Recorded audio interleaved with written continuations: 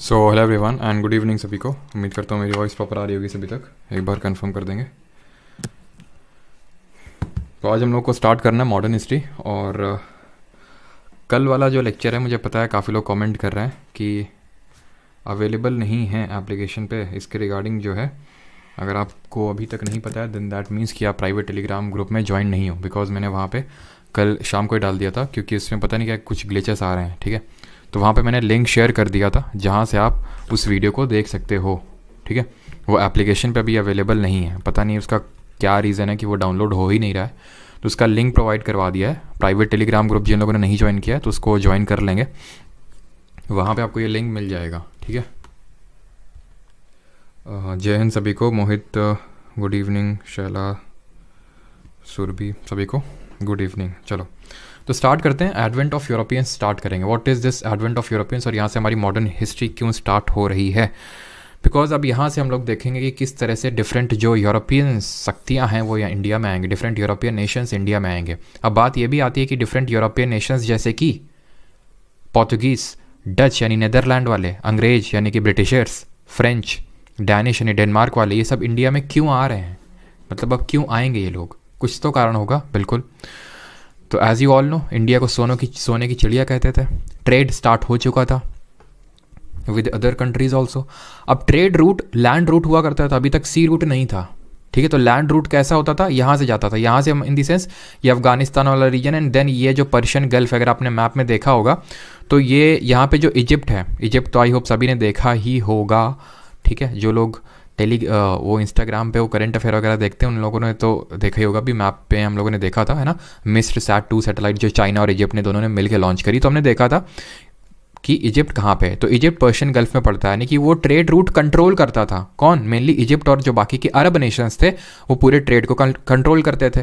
तो ऑब्वियस सी बात है, जो यहाँ पे यूरोप लोकेटेड है उसको ट्रेड तो करने नहीं देंगे इंडिया के साथ, क्योंकि वो ट्रेड को मोनोपोलाइज करना चाहेंगे, खुद ही ट्रेड करना चाहेंगे, खुद ही सारा पैसा कमाना चाहेंगे। तो अब यहाँ पे जंग छिड़ती है बिटवीन यूरोपियन नेशंस कि हम भी अब जो है ट्रेड कैसे करें, यहाँ से तो जा नहीं सकते, तो ऑल्टरनेटिव्स खोजने के लिए। ठीक है, हमारी लाइफ में हम काफ़ी सारी चीज़ें हैं, बोलते हैं ना कि क्या बोलते हैं मुझे पता नहीं है कि एग्जैक्टली कि जब मजबूरी होती है ऐसा करके कुछ होता है कि मतलब कई चीज़ें का आविष्कार जब हम लोग की मजबूरी होती है तब हो जाती है। जैसे कई सारे स्टार्टअप हैं, जैसे कि फॉर एग्जांपल अगर जैसे ओयो स्टार्टअप है। ठीक है, ओयो जो है भले आज किसी भी पर्पज़ के लिए यूज़ हो रहा हो, लेकिन ओयो का जो मेन, जैसे जो फाउंडर है रितेश अग्रवाल, तो उन्होंने क्यों फाउंड किया, बिकॉज उनको प्रॉब्लम हुई थी जब वो बाहर कहीं रहने गए उनका वो पर्पस नहीं था जो पर्पस आज ओयो से फुलफ़िल हो रहा है।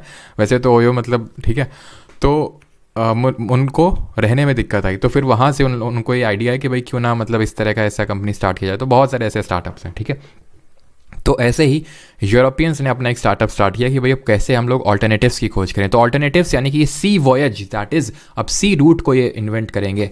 अब सी रूट को जब इन्वेंट कर रहे थे तो आपस में यहाँ पे कंट्रीज़ हैं पास पास में, एक पोर्चुगल और एक है स्पेन। एक कंट्री है पोर्चुगल और एक है स्पेन। ठीक है, एक है स्पेन, पोर्चुगल और स्पेन, ये दोनों आपस में लड़ रहे थे, मतलब दोनों एक ही कंट्री में जा रहे थे। तो इस तरह से काफ़ी उनके बीच में झगड़े हो रहे थे। तो उन्होंने एक ट्रीटी ऑफ टॉर्देसिलास, इसको याद नहीं रखना है, मैं ऐसे बता रहा हूँ ताकि थोड़ा सा बस भूमिका बन जाए और आपको चीज़ें समझ में आए कि सारा कैसे चीज़ें हो रही हैं। तो स्पेन को मिला कि आप स्पेन जो है ये वेस्टर्न साइड में जितनी भी कंट्रीज़ हैं आप जाओ, हम वेस्टर्न साइड में नहीं जाएंगे, और पोर्चुगल जो है वो ईस्टर्न साइड में जाएगा। तो इस तरह से ट्रीटी ऑफ टॉर्देसिलास से ये क्लियर कट हो गया। ठीक, तो अभी यहाँ पे सी वॉयजेस चालू होते हैं और सबसे पहले इंडिया में लैंड करते हैं पोर्तुगीज़।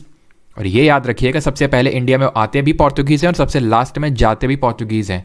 ठीक है, वो हम लोग लास्ट में देखेंगे। तो पोर्तुगीज़ सबसे पहले आए और सबसे आखिरी में गए, अंग्रेज़ों के भी बाद में गए। ठीक है, तो ये सबसे पहले 1498 में, वैसे इससे पहले भी एक हमारे, चलो वो बाद में हम लोग कर लेंगे, 1498 में वास्को डी गामा। ठीक है, वास्को ड गामा इंडिया है। कहाँ पे आए?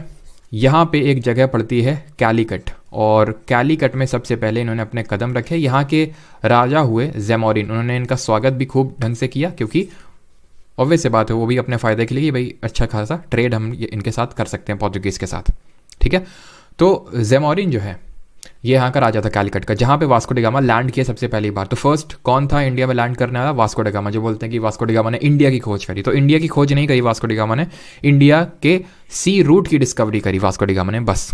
ऐसा तो है नहीं कि मतलब इंडिया एग्जिस्ट नहीं करता था पहले, इंडिया के बारे में किसी को पता नहीं था, ठीक है। रही बात कोलंबस की, जिसने कि अमेरिका डिस्कवर किया, तो इसने एक्चुअल में वेस्ट इंडीज़ डिस्कवर करके ये बोल दिया था कि हमने इंडिया डिस्कवर कर लिया, ठीक है। वेस्ट इंडीज़ को तो बाद में पता चला वो इंडिया नहीं है, तो इसी वजह से फिर उसका नाम वेस्ट इंडिया पड़ गया, दैट इज़ वेस्ट इंडीज़ पड़ गया। खैर उसको हम एलिमिनेट करते हैं, इंडिया पे फोकस करते हैं।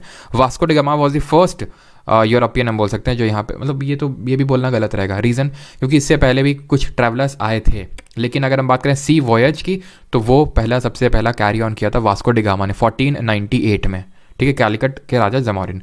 अब यहाँ पे ये वास्को डी गामा आया एज ए ट्रैवलर हम बोल सकते हैं, ठीक है, और चला गया, फिर वापस आया, फिर उतना भाव दिया नहीं कैलिकट के जो राजा जमोरिन थे, उससे हमें मतलब नहीं। हमें मतलब है कि अब यहाँ पे पोर्चुगीज़ पूरी कंपनी आई है, पोर्चुगीज़ जिसको हम ईस्ट इंडिया कंपनी बोल सकते हैं, जैसे कि हम लोग अभी ब्रिटिश ईस्ट इंडिया कंपनी आपने नाम सुना होगा, तो वैसे ही सब की एक ईस्ट इंडिया कंपनी थी, बिकॉज ये ईस्ट इंडिया था, पोर्चुगीज़ की, डच की, फ्रेंच की, ऐसे सब की, इंग्लिश की, है ना। तो 1505 में सबसे पहला इन्होंने अपना गवर्नर एक तरह से नियुक्त किया, जो पूरे सारे पोर्चुगीज़ टेरिटरी को कंट्रोल करेगा, और उसका नाम था फ्रांसिसो डी अल्मीडा, ठीक है, फ्रांसिसो डी अल्मीडा इसका नाम था। और ये जो फ्रांसिसो डी अल्मीडा है, इसके रिगार्डिंग बस हमें इतना याद रखना है कि ये ब्लू वाटर पॉलिसी लेके आया था। क्या लेके आया था? Blue water policy. इसको हम कार्टाजे सिस्टम भी बोलते हैं। क्या बोलते हैं? कार्टाजे सिस्टम, ठीक है। ये था क्या? एक तरह का नेवल ट्रेड लाइसेंस था ये, मतलब ट्रेड लाइसेंस देने का काम करता था ये, ठीक है। तो ये ट्रेड लाइसेंस, तो बस हमें इसके रिगार्डिंग इतना याद रखना है। तो पहला कौन था? Francisco de Almeida. तो इस पे क्वेश्चन आ चुका है, तो सिर्फ हम उतनी चीज़ें यहाँ पे करेंगे जिससे मतलब हमारा क्वेश्चन बन जाए आराम से। तो सबसे पहला गवर्नर हम बोल सकते हैं पोर्चुगीज़ कंपनी का फ्रांसिसो डी अल्मीडा था। फिर आता है कौन? फिर आता है हमारा दूसरा, जो कि सेकेंड नंबर का था, and that is Alfonso de Albuquerque. ये आता है रफली 1509 में, and let me tell you, ये याद करने की ज़रूरत नहीं है, बस मैं रेफरेंस के लिए बता रहा हूँ, बस थोड़ा सा रेफरेंस होना चाहिए। और खांसी अभी ठीक नहीं हुई, इसके लिए माफ़ी चाहूँगा। 1498 में सबसे पहले आता है, थोड़ा सा रफ अपने दिमाग में एस्टिमेट लगा के चलो कि यहाँ रफली 7 साल, 5 से 7 साल बाद, एग्जैक्टली आपसे डेट नहीं पूछेगा वो, ठीक है। सेकेंड अगर हम बात करें तो सेकेंड हमारे रहे अल्फांसो या फिर अल्फोंसो डी एल्बरिक, ठीक है, एल्ब्यूकिर, अजीब सा नाम है, बस एल्बरिक याद रखो, ठीक है, अल्फांसो डी एल्बरिक। इसके रिगार्डिंग हमें याद रखना है कि इसने 1510 में गोवा को कैप्चर किया। ही कैप्चर्ड गोवा। किससे?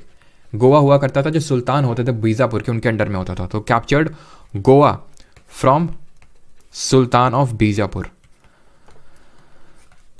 ठीक है। इस पे भी क्वेश्चन आ चुका है, क्वेश्चन हम लोग करेंगे, ठीक है। तो ये 1510 में ये चीज़ इसने करी, 1510 में कैप्चर किया इसको, ठीक है। और इसके रिगार्डिंग एक चीज़ और है कि इसने सती को भी अबॉलिश किया था, ये अबॉलिश, ठीक है, अबॉलिशन ऑफ सती भी, इसको थोड़ा सा ध्यान रखना, ठीक है।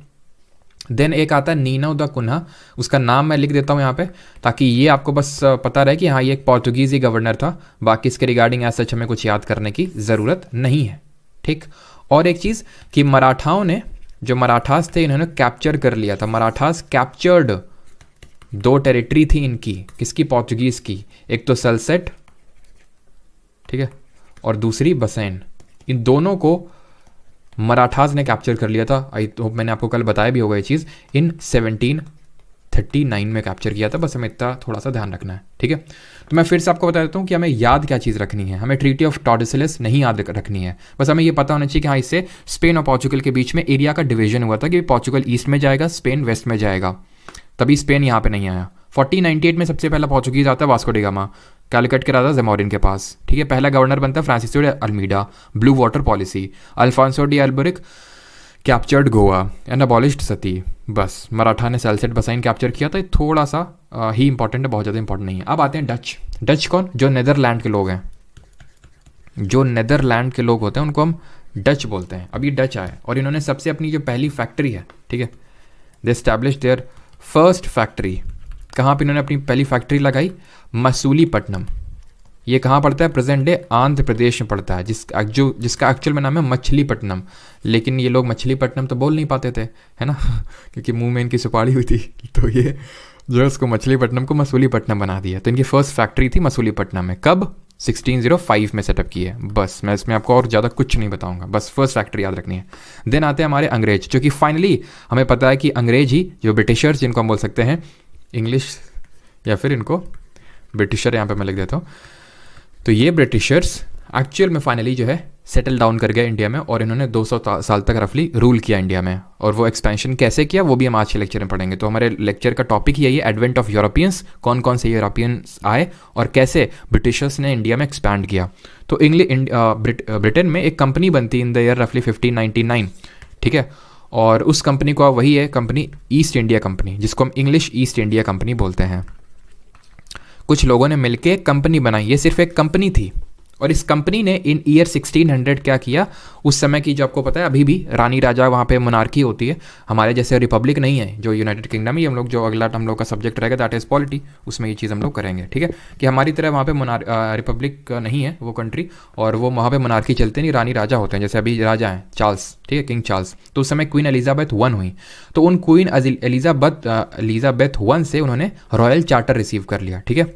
ये बस मैं आपको, ये भी रटने नहीं है आपको कि कब मिला, ये तो थोड़ा सा आप मतलब याद रख सकते हो, अपने आप याद हो जाएगा आपको कि 1600 में रिसीव किया था एक रॉयल चार्टर, ठीक है। रिसीव्ड अ रॉयल चार्टर, किससे रॉयल चार्टर रिसीव किया? क्वीन एलिजाबेथ वन से, ठीक है, क्वीन एलिजाबेथ फर्स्ट।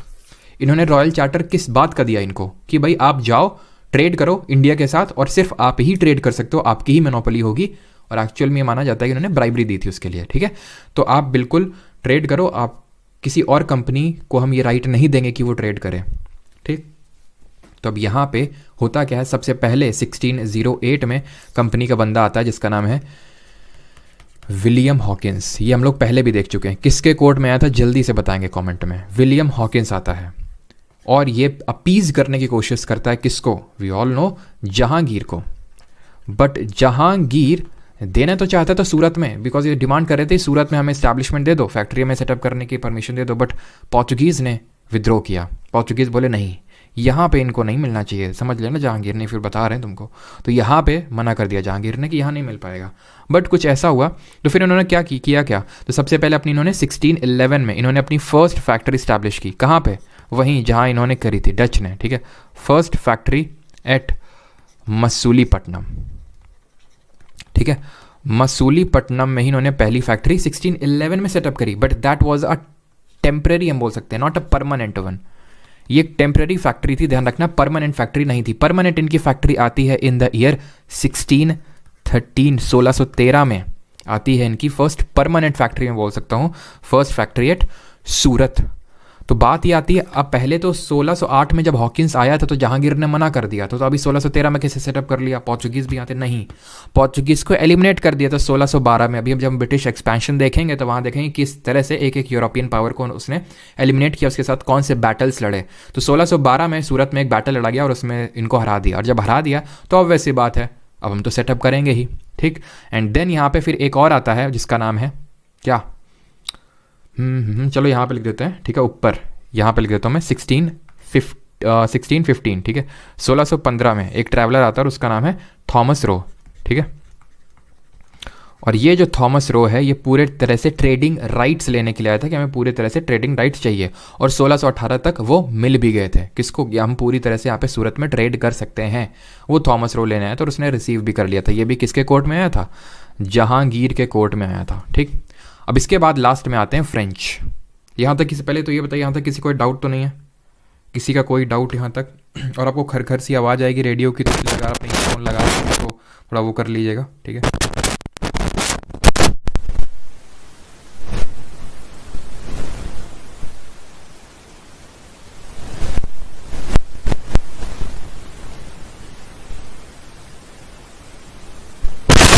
चलिए, तो अभी आवाज़ आ रही होगी, और ये जो खरखर की आवाज़ है ना, ये आपको संडे से नहीं आएगी, ठीक है, कभी नहीं आएगी फिर।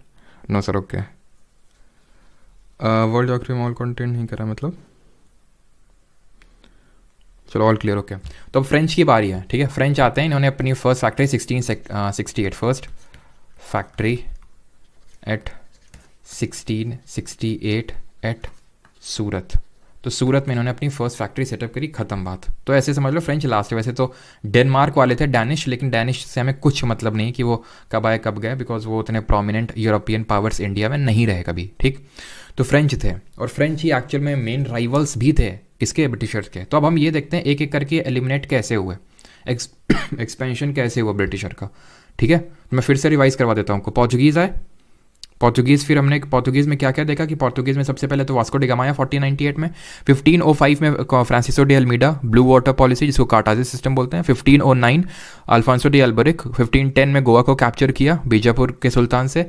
देन हमने देखा कि डच आए, डच ने पहली फैक्ट्री 1605 मसूलीपट्टनम आंध्रा में सेटअप करी। इंग्लिश भी आए, 1600 में इन्होंने अपना मतलब रॉयल चार्टर रिसीव किया, और 1611 में पहली सेटअप करी तो मसूलीपट्टनम में, बट वो टेम्परेरी, परमानेंट सूरत में 1613 में। 1612 में हराया था पोर्चुगीज़ को, और फ्रेंच आए 1668 में, और लास्ट है, ठीक है। चलिए तो अभी आते हैं एक्सपेंशन ऑफ ब्रिटिशर, कैसे इन्होंने एक्सपैंड किया धीरे धीरे। तो सबसे पहले यहाँ पे हमें पढ़ना है कि इन्होंने डच को एलिमिनेट किया, और डच को एलिमिनेट किया battle of Chinsurah, battle of Chinsurah, जो कि हुगली नदी, हुगली तो आपको पता है ना, ये है हमारी गंगा नदी, और गंगा की डिस्ट्रीब्यूटरी है जो गंगा से निकल जाती है फरक्का नामक जगह में, इसको बोलते हैं हुगली। इसी के किनारे लड़ा गया बैटल ऑफ चिंसुरा, जिसको कि हम बैटल ऑफ बिदेरा भी बोलते हैं, बैटल ऑफ बिदेरा, या फिर इसी को हम बैटल ऑफ हुगली भी बोल देंगे, ठीक है।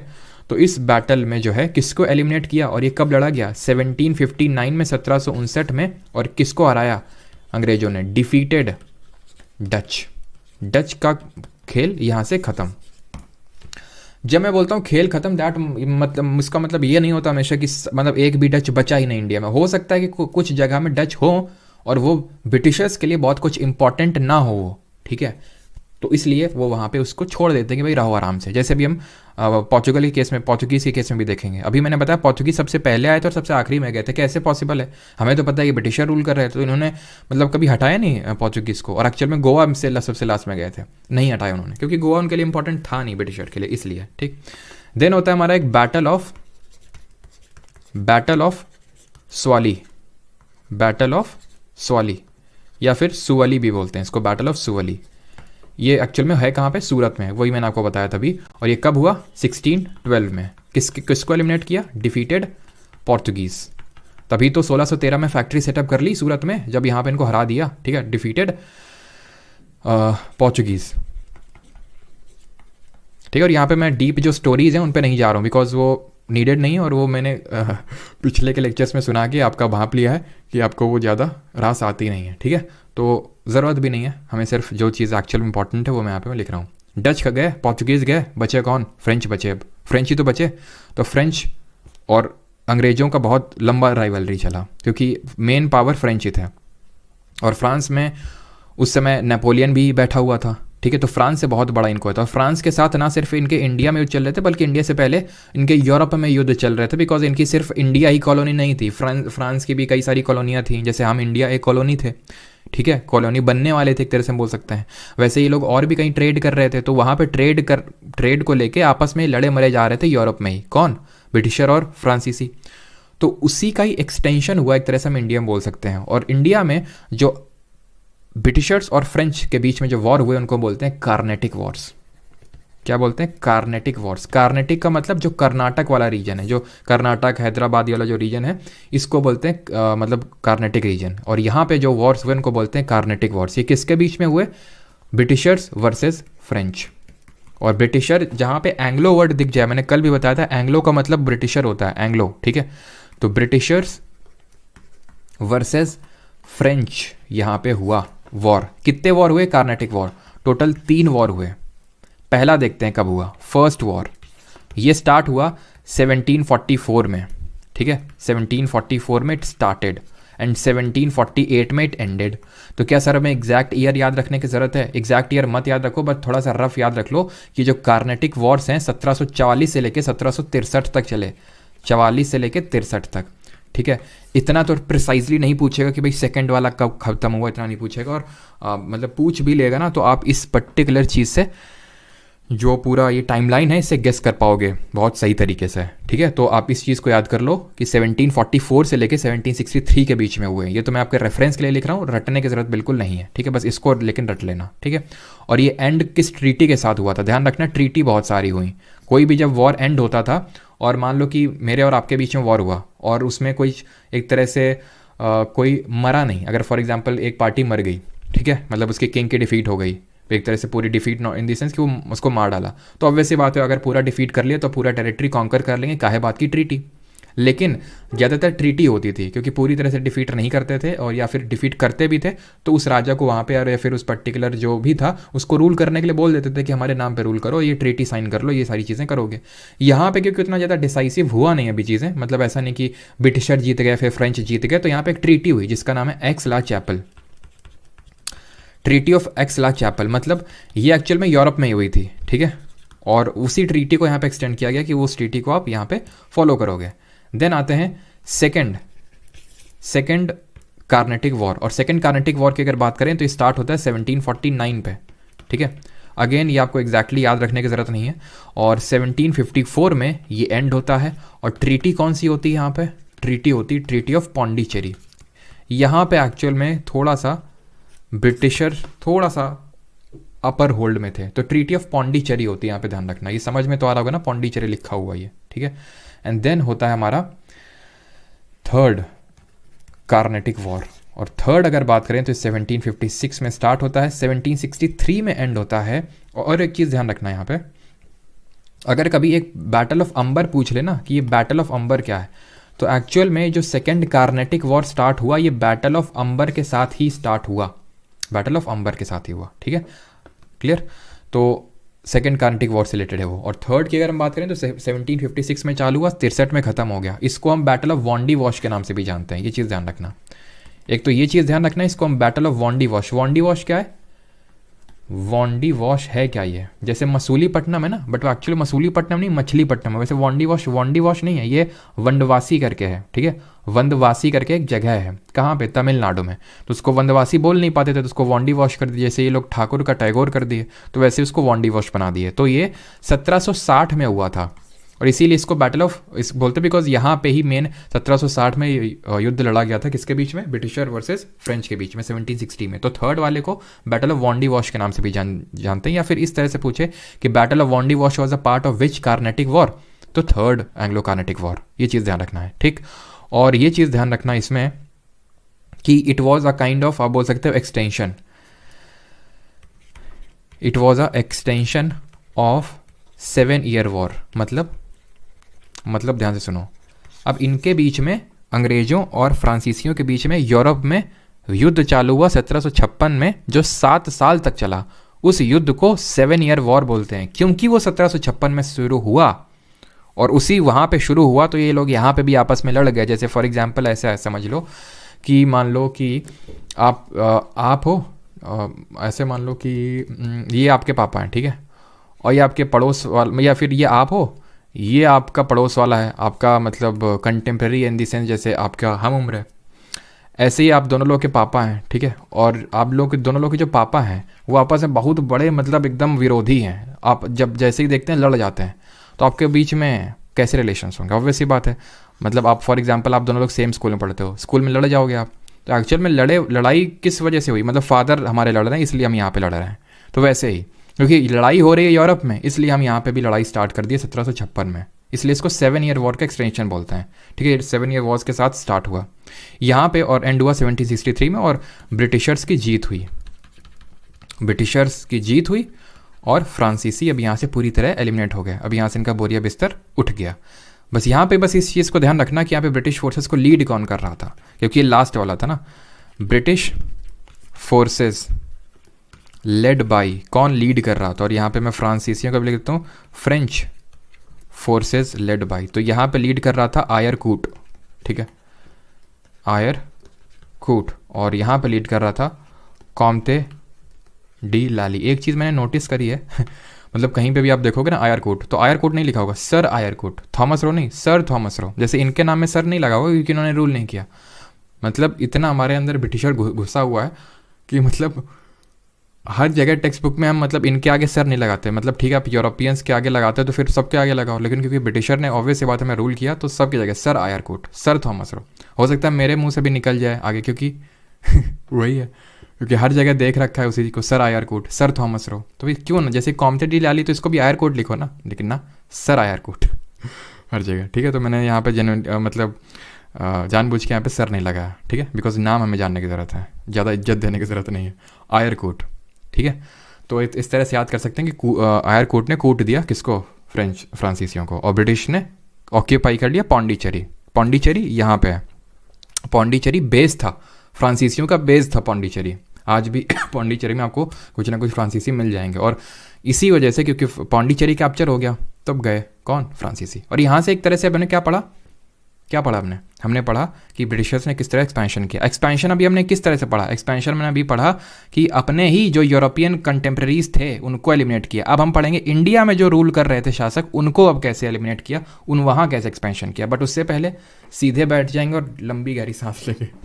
ये क्यों ऐड किया मैंने, क्योंकि एक्चुअली मेरे बैक में बहुत ज़्यादा पेन है, बैक में, नेक में, ठीक है, स्पाइनल कॉर्ड की टिप पे, क्योंकि पॉस्चर मेरा काफ़ी गड़बड़ है। ठीक है, जो मैंने एनालाइज़ किया तो पॉस्चर मेरा काफ़ी ज़्यादा ख़राब है, और मुझे ऐसा लगता है कि आप में से काफ़ी लोगों का ये होगा। ठीक है, हो सकता है अभी आपको पेन ना हो रहा हो, लेकिन आगे चल के आपको पेन हो सकता है। ठीक है, आप जब बड़े होंगे तो ये जो आप चीज़ें कर रहे हो उसकी वजह से पेन हो सकता है आपको। ठीक है, तो इस वजह से ये मेरे लिए भी एक रिमाइंडर मैंने सेट कर रखा है और आपके लिए भी रिमाइंडर है। ठीक है, कि ये सीधे एकदम स्पाइनल कॉर्ड स्ट्रेट होनी चाहिए और डीप ब्रीथ। ठीक है, इससे हम रिलैक्स करेंगे। ठीक, तो अब अगर सभी लोग रिलैक्स हो चुके हैं तो आगे बढ़ते हैं और हम ये देखते हैं कि कैसे अब बाकी जो चीज़ें कैप्चर करी, जैसे कि बंगाल कैसे कैप्चर किया, मराठा तो देख ही चुके हैं बट उसको भी फिर से देख लेंगे, अफगान कैसे कैप्चर किया, सिख कैसे कैप्चर किया, एंड देन क्वेश्चंस। ठीक है हाँ, होता है सर, अच्छा होता है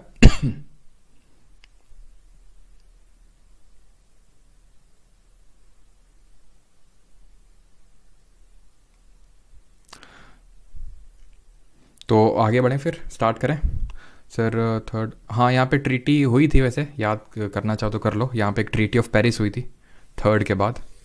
ठीक है, थर्ड के बाद एक ट्रीटी ऑफ पेरिस हुई थी, मतलब पेरिस में ये ट्रीटी हुई थी जिसको इन लोगों को फॉलो करना था कि भाई फ्रांसीसियों अपना यहाँ से बोरा बिस्तर उठा के निकल लो। तो एक तरह से ये ट्रीटी हुई थी, ट्रीटी ऑफ पेरिस, जिसके तहत पौंडीचेरी और ये चंदन नगर एक करके था टेरिटरी, उसको जो है डीप ब्रीथ, हाँ जालिम बाम लगाओ, अच्छा जालिम बाम। चलो तो अब आगे बढ़ते हैं, अब हम आते हैं बंगाल पे।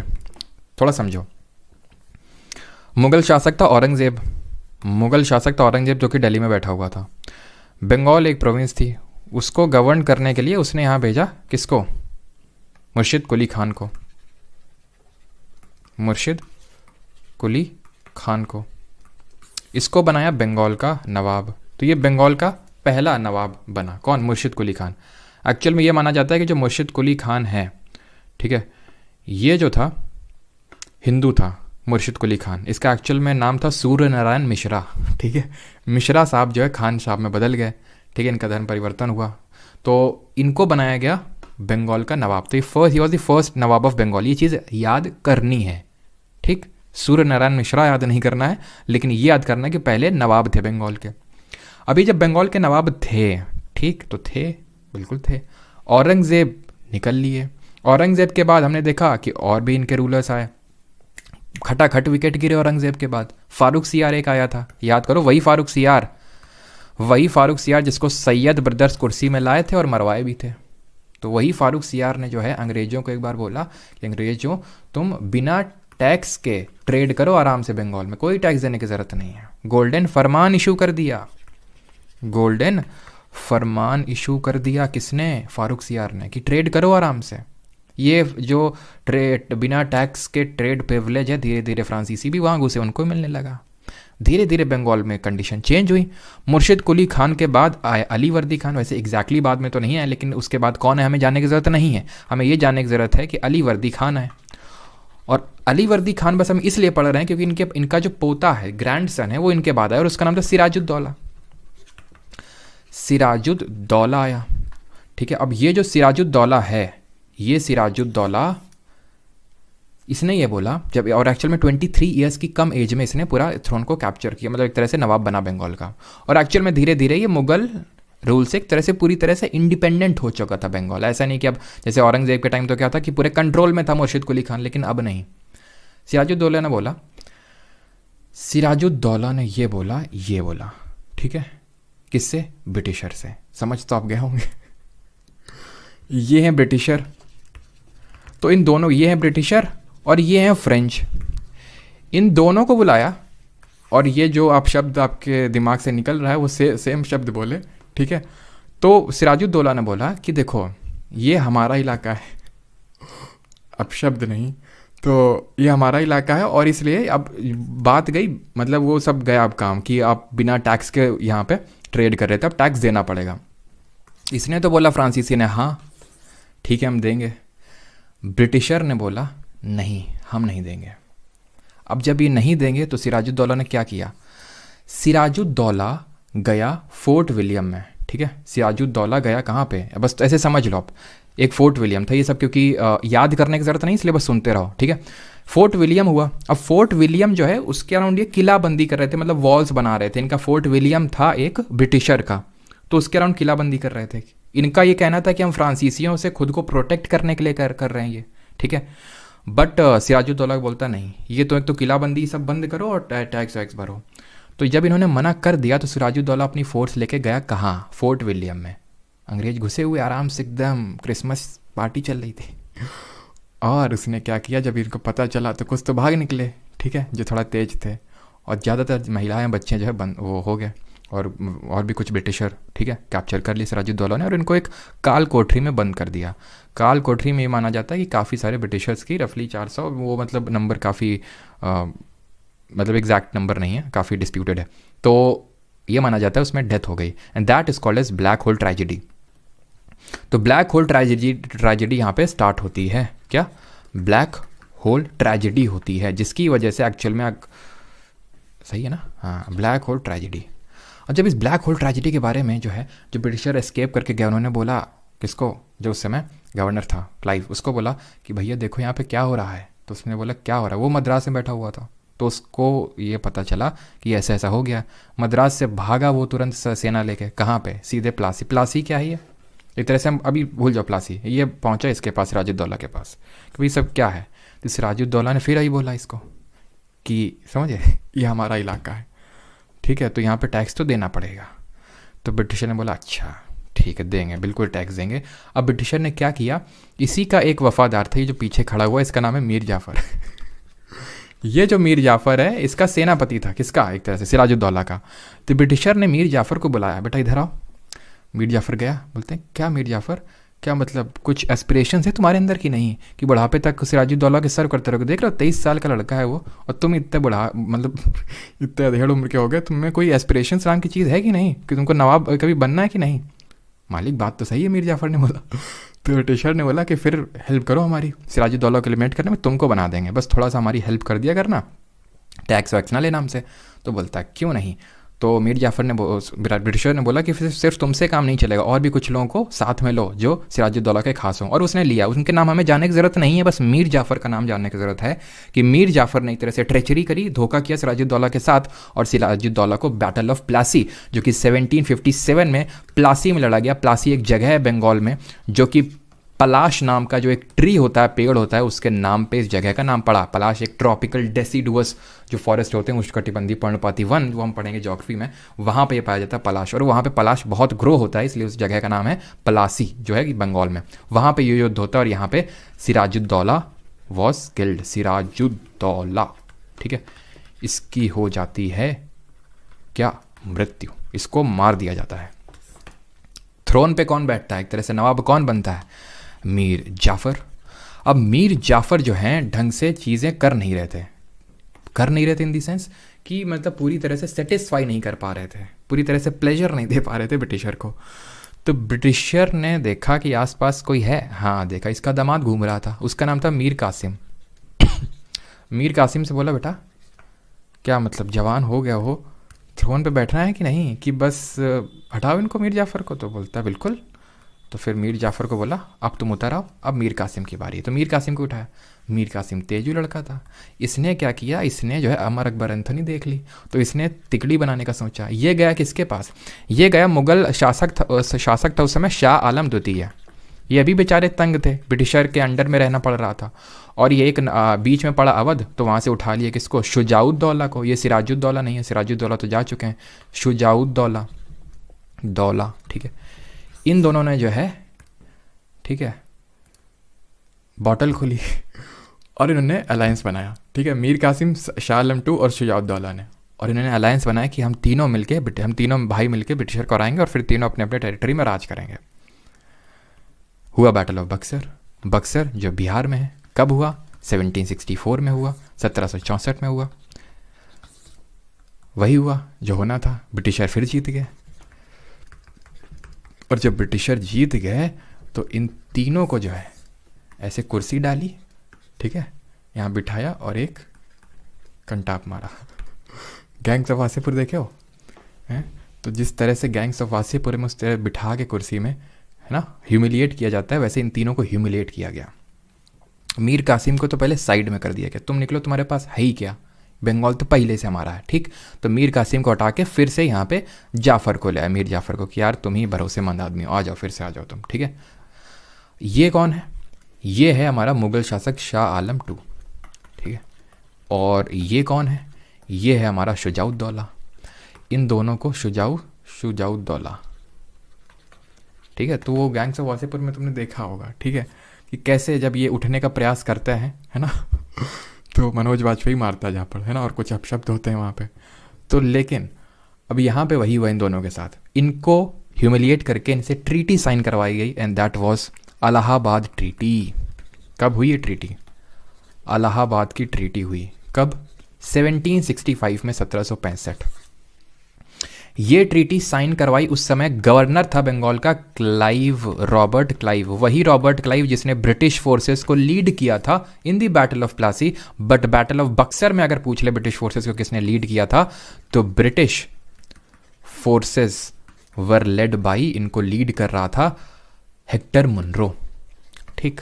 बट इस समय गवर्नर ऑफ बंगाल कौन था, क्लाइव। उसने इन दोनों को बिठा के इलाहाबाद ट्रीटी साइन करवाई 1765 में। उसके बहुत ज़्यादा टर्म्स एंड कंडीशन में हमें नहीं जाना है, बस ये ध्यान रखना है कि इसके through dual government in Bengal start हुई, डुअल गवर्नमेंट स्टार्ट हुई इन बंगाल। और उस डुअल गवर्नमेंट का मतलब है यानी कि दीवानी फंक्शंस और निज़ामत फंक्शंस को अलग अलग कर दिया गया। What are these diwani and nizamat functions, diwani का मतलब है रेवेन्यू राइट्स और निज़ामत का मतलब है पैसा, ठीक है, रेवेन्यू कलेक्शन का राइट। तो पैसा ऑब्वियस ही बात है ब्रिटिशर अपने हाथ में रखेंगे, तो ब्रिटिशर्स ने ये अपने हाथ में रखा और ये बोला बेटा शाह आलम टू, ठीक है, ये तुम आराम से देखो, है ना, आराम से, जो सॉरी मैंने उल्टा लिख दिया ना। तो दीवानी जो है कौन कंट्रोल करेगा, ब्रिटिशर कंट्रोल करेंगे, ठीक है। जो पैसे वाला खेल है वो ब्रिटिशर कंट्रोल करेंगे, और जो निज़ामत है, निज़ामत का मतलब पुलिस फंक्शन, ये सब एडमिनिस्ट्रेशन का जो है पूरा पुलिस वाला सिस्टम, ये तुम देखोगे, ठीक है। तो ये शाह आलम टू को दे दिया, ख़त्म बात। और ये जो डुअल गवर्नमेंट है 7 साल तक चलती है, 7 ईयर्स तक चलती है, जिसको ख़त्म करता है कौन, इसको ख़त्म, सॉरी यहाँ पे इलाहाबाद ट्रीटी लिखी है, ठीक है। तो यहाँ पे चलो मैं शॉर्ट में लिख देता हूँ कि 1765 में हुई, ठीक है। कौन लाया था, मतलब एक तरह से क्लाइव था, इसने डुअल गवर्नमेंट स्टार्ट करी, ठीक है, डुअल गवर्नमेंट इन बंगाल, जो कि मैंने आपको पढ़ा दिया है। अब इस डुअल गवर्नमेंट को एंड किसने किया, ख़त्म किसने किया, तो ध्यान रखना 7 साल यानी 1772 में इसको ख़त्म किया वॉरेन हेस्टिंग्स ने। ख़त्म हो गया बंगाल वाला किस्सा, समझ में आ गया सभी को, ठीक है। तो यहाँ तक था हमारा ये वाला। अब किसी कोई डाउट हो तो पूछ लो, यही मेन था आपका, यही मेन था एडमिनिस्ट्रेशन ऑफ बंगाल। हार्डिंग नहीं, हेस्टिंग्स था ये, वॉरेन हेस्टिंग्स, हार्डिंग नहीं, ठीक है, क्लियर। आगे बढ़े, अब आते हैं मैसूर पे। मैसूर क्या है, मैसूर ये रहा, मैसूर ये जो एरिया है मैसूर है, यहाँ पे एक डायनेस्टी हुई, वुडियार डायनेस्टी, हिंदू राजा थे ये, वुडियार डायनेस्टी हुई। ये वुडियार डायनेस्टी ऐसा जैसे हम पहले पढ़ते आ रहे थे, जब कोई डायनेस्टी वीक होती है तो वहाँ पे जो कमांडर होता है वो थ्रोन पे बैठ जाता है। तो वुडियार डायनेस्टी में इनका एक मिलिट्री कमांडर हुआ हैदर अली। जब देखा उसने कि ये लोग वीक होने लगे, हटा के थ्रोन पे बैठ गया हैदर अली। कहाँ पे, मैसूर में। अब हुआ होता ये था कि मराठा उस समय बहुत पावरफुल हुआ करते थे, वही सेम टाइम है, दोनों कंटेम्प्रेरी हैं, मराठा पढ़ के आए हैं अभी, दोनों कंटेम्प्रेरी हैं, तो मराठा रेड मारते रहते थे, जब रोज़ देखो रेड मारा, रोज़ देखा रेड मारा, लूटते थे, न जाने क्या क्या करते थे, ठीक है। तो अब मैसूर ने बोला, यार क्या मतलब रोज़ रोज़ रेड मारते हो, हम तुमको चौथ वौथ दे दिया करेंगे, काहे यहाँ पे आते हो फालतू में, खुद परेशान होते हो, हमको परेशान करते हो। तो मतलब उन्होंने, हैदर अली काफ़ी एबल रूलर था, तो उसने ट्रीटी वीटी करके रखी थी। लेकिन ब्रिटिशर को ये बात सही राज आ नहीं रही थी हैदर अली की। क्यों? क्योंकि Haidar Ali was little bit incline toward फ्रांसीसी, और फ्रांसीसियों का अभी डर गया नहीं था, क्योंकि यहाँ पे बैठा था नेपोलियन बोनापार्ट, और नेपोलियन बोनापार्ट का खतरा मंडरा रहा था सर पे कि फिर से आ गया तो फिर से इनके साथ लड़ना पड़ेगा। तो उसने क्या किया कि अलायंस बिठाया, किसके साथ? इसके साथ, मराठा के साथ, और यहाँ निज़ाम जो हैदराबाद में उनके साथ। अब किस तरह से अलायंस बैठा, एक्चुअली में हुआ ये कि ब्रिटिशर ने पहले अलायंस बैठाया, हैदर अली ने बाद में अलायंस को तोड़ के अपने पाले में ले आया। तो इसी वजह से अब यहाँ पे पहला एक्चुअल में जो मैसूर में वॉर होते हैं, टोटल 4 वॉर होते हैं। जिस तरह हमने देखा कार्नेटिक 3 वॉर हुए, वैसे ही मैसूर में टोटल 4 वॉर होते हैं, जिनको हम एंग्लो मैसूर वॉर बोलते हैं। तो अगर हम फर्स्ट एंग्लो मैसूर वॉर की बात करें, फर्स्ट एंग्लो मैसूर वॉर, तो ये होता है इन द ईयर 1767 से लेके 69। सारी चीज़ें मैं आपको क्रोनोलॉजी में बता रहा हूँ, याद रखिए। 1757 1757 का बैटल ऑफ प्लासी पहले होगा, फिर 1764 का बैटल ऑफ बक्सर बाद में होगा, फिर आएंगे मैसूर में 1767 में। तो वो जानबूझ के मैंने ऑर्डर में रख रखा है ताकि आपके दिमाग में उसी तरह से चीज़ें वो हो जाए, और फिर मैं आपको लास्ट में समराइज़ भी कर दूंगा, ठीक है। तो फर्स्ट एंग्लो मैसूर वॉर इसमें हुआ, ट्रीटी हुई होगी। जीता कौन यहाँ पे? तो एक तरह से जीत हैदर अली की ही हुई थी, ठीक है। एंड द ट्रीटी हुई, ट्रीटी ऑफ मद्रास। मैं ट्रीटी ऑफ मद्रास पूरा नहीं लिख रहा हूँ, बस इन शॉर्ट मद्रास लिख रहा हूँ, ठीक। जीत किसकी हुई? मैसूर किंगडम की। अब आते हैं सेकंड वाले पे। सेकंड एंग्लो जो मैसूर वॉर हुआ, ये काफ़ी लंबे समय तक चला। दोनों पार्टियां बोर आ चुकी थी, बोर हो रही थी, और धीरे धीरे जब बोर हो रही थी तभी हैदर अली की डेथ हो जाती है। ऐसा नहीं कि उन अंग्रेजों ने मार दिया, उसकी कैंसर की वजह से डेथ हो गई हैदर अली की। और ये एक्चुअल में स्टार्ट कब हुआ? 1780 में स्टार्ट होता है और 84 तक चलता है। बीच में हैदर अली की डेथ हो जाती है, तो उसका बेटा भी यहाँ पे आ जाता है जिसका नाम है टीपू सुल्तान। तो टीपू सुल्तान, जिसको कि टीपू सुल्तान, जिसको कि टाइगर ऑफ मैसूर बोलते हैं, वो आता है थ्रोन पे। और किसका बेटा है ये हैदर अली का बेटा है, टीपू सुल्तान। अब जब टीपू सुल्तान थ्रोन पे आता है तो ये वॉर को कैरी फॉरवर्ड करता है, किसको? सेकंड वाले को ही। लेकिन ये डिसाइसिव नहीं होता है, ईदर पार्टी डजंट विन, ना तो हारती है ना तो जीतती है। तो एकदम वैसे हुआ कि एकदम दोनों पार्टी बीच में। और ये जो ख़त्म हुआ वॉर, यहाँ पे ट्रीटी हुई, treaty of Mangalore. Treaty of Mangalore होती है यहाँ, ठीक है, इसको याद रखना। पहले वाले मद्रास से ख़त्म होता है और दूसरा वाला ट्रीटी ऑफ मैंगलोर से ख़त्म होता है। अब आते हैं थर्ड वाले पे। थर्ड वाला थोड़ा इंपॉर्टेंट था। थर्ड जो Anglo Carnatic Anglo Mysore war है, वो 1790 में चालू होता है, 1790 में, और 92 तक चलता है। और यहाँ पे होती है डिफीट ऑफ टीपू सुल्तान, और छोटी मोटी नहीं, काफ़ी बड़ी डिफीट होती है टीपू सुल्तान की। टीपू सुल्तान से लगभग काफ़ी पैसा, जिसको वॉर इंडेमनिटी बोलते थे ब्रिटिशर्स, बोलते थे कि जैसे हमने तुमको हरा दिया, ठीक, तो हराने के बाद तुमसे पैसा भी लेंगे। क्यों? क्योंकि तुमने मतलब हमको वॉर लड़ने पे मजबूर किया, और वॉर लड़ने पे तुमने हमको मजबूर किया, तो तुमने हमारा पैसा भी तो वेस्ट कर दिया, तो वो पैसा भी दो हमको तुम। तो लगभग 2 करोड़ रुपए से कुछ मांगा, और टीपू सुल्तान से बोला, बेटा अपने दोनों बच्चों को दे दो, क्योंकि किसी ने पूरा पैसा एक टाइम पे नहीं दे पाया। तो टीपू सुल्तान से ब्रिटिशर ने बोला, कोई बात नहीं, पैसा आराम से दे देना, अपने दोनों बच्चों को दे दो। तो जो उसके दोनों सन्स थे उनको कैप्चर करके ले गए एज हॉस्टेजेस। कौन? ब्रिटिशर। टीपू सुल्तान के मन में बस यही था, क्या गजब बेइज्जती है यार। अब टीपू सुल्तान को लेना था बदला, उसके दिमाग में था सिर्फ और सिर्फ बदला। तो अब इस टीपू सुल्तान ने अलायंस बनाने स्टार्ट किए, किसके साथ? फ्रांसीसियों के साथ। मतलब पहले भी अलायंस के शक था, किसको? ब्रिटिशर को, तभी अटैक कर रहे थे इस मैसूर पे बार बार। लेकिन इस बार टीपू सुल्तान ने सारी लिमिट क्रॉस करके यहाँ पे एक तरह से बोल सकते हैं कि नेपोलियन बोनापार्ट से इसके बहुत ज़्यादा एकदम कॉन्टैक्ट बन गए, और ये इसने खुद एक तरह से कहीं ना कहीं फ्रांसीसियों को अपनी टेरिटरी में बहुत सपोर्ट किया। इतना ज़्यादा सपोर्ट देखते हुए टीपू सुल्तान से बोला ब्रिटिशर ने कि बेटा सब्सिडियरी अलायंस साइन कर लो, ठीक है। उससे बोला कि बेटा सब्सिडियरी अलायंस साइन सॉरी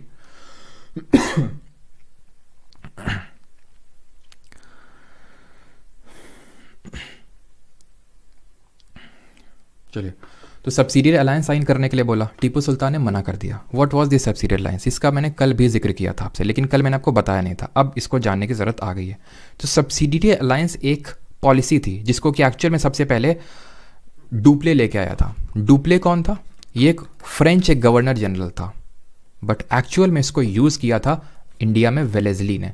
तो जब भी आपसे क्वेश्चन ये पूछेगा कि इसको सब्सिडियरी अलायंस को कौन लेके आया, तो उसका आंसर होगा वेलेज, मतलब वो अब डिपेंड करता है। मैंने आपको पूरा क्लियर कट बता दिया कि एक्चुअल में इंट्रोड्यूस तो डुप्ले ने किया था, जो कि फ्रेंच गवर्नर जनरल था, बट एक्चुअल में वो उतना यूज़ कर नहीं पाया था, उसको ढंग से यूज़ किया था वेलेज़ली ने। तो कॉन्सेप्ट तो डुप्ले का था, बट यूज़ इंडिया में वेलेज़ली ने किया था। तो वेलेज़ली का नाम याद रखना। कब आया? ये 1798 में आया, 1798 में आया, ठीक है।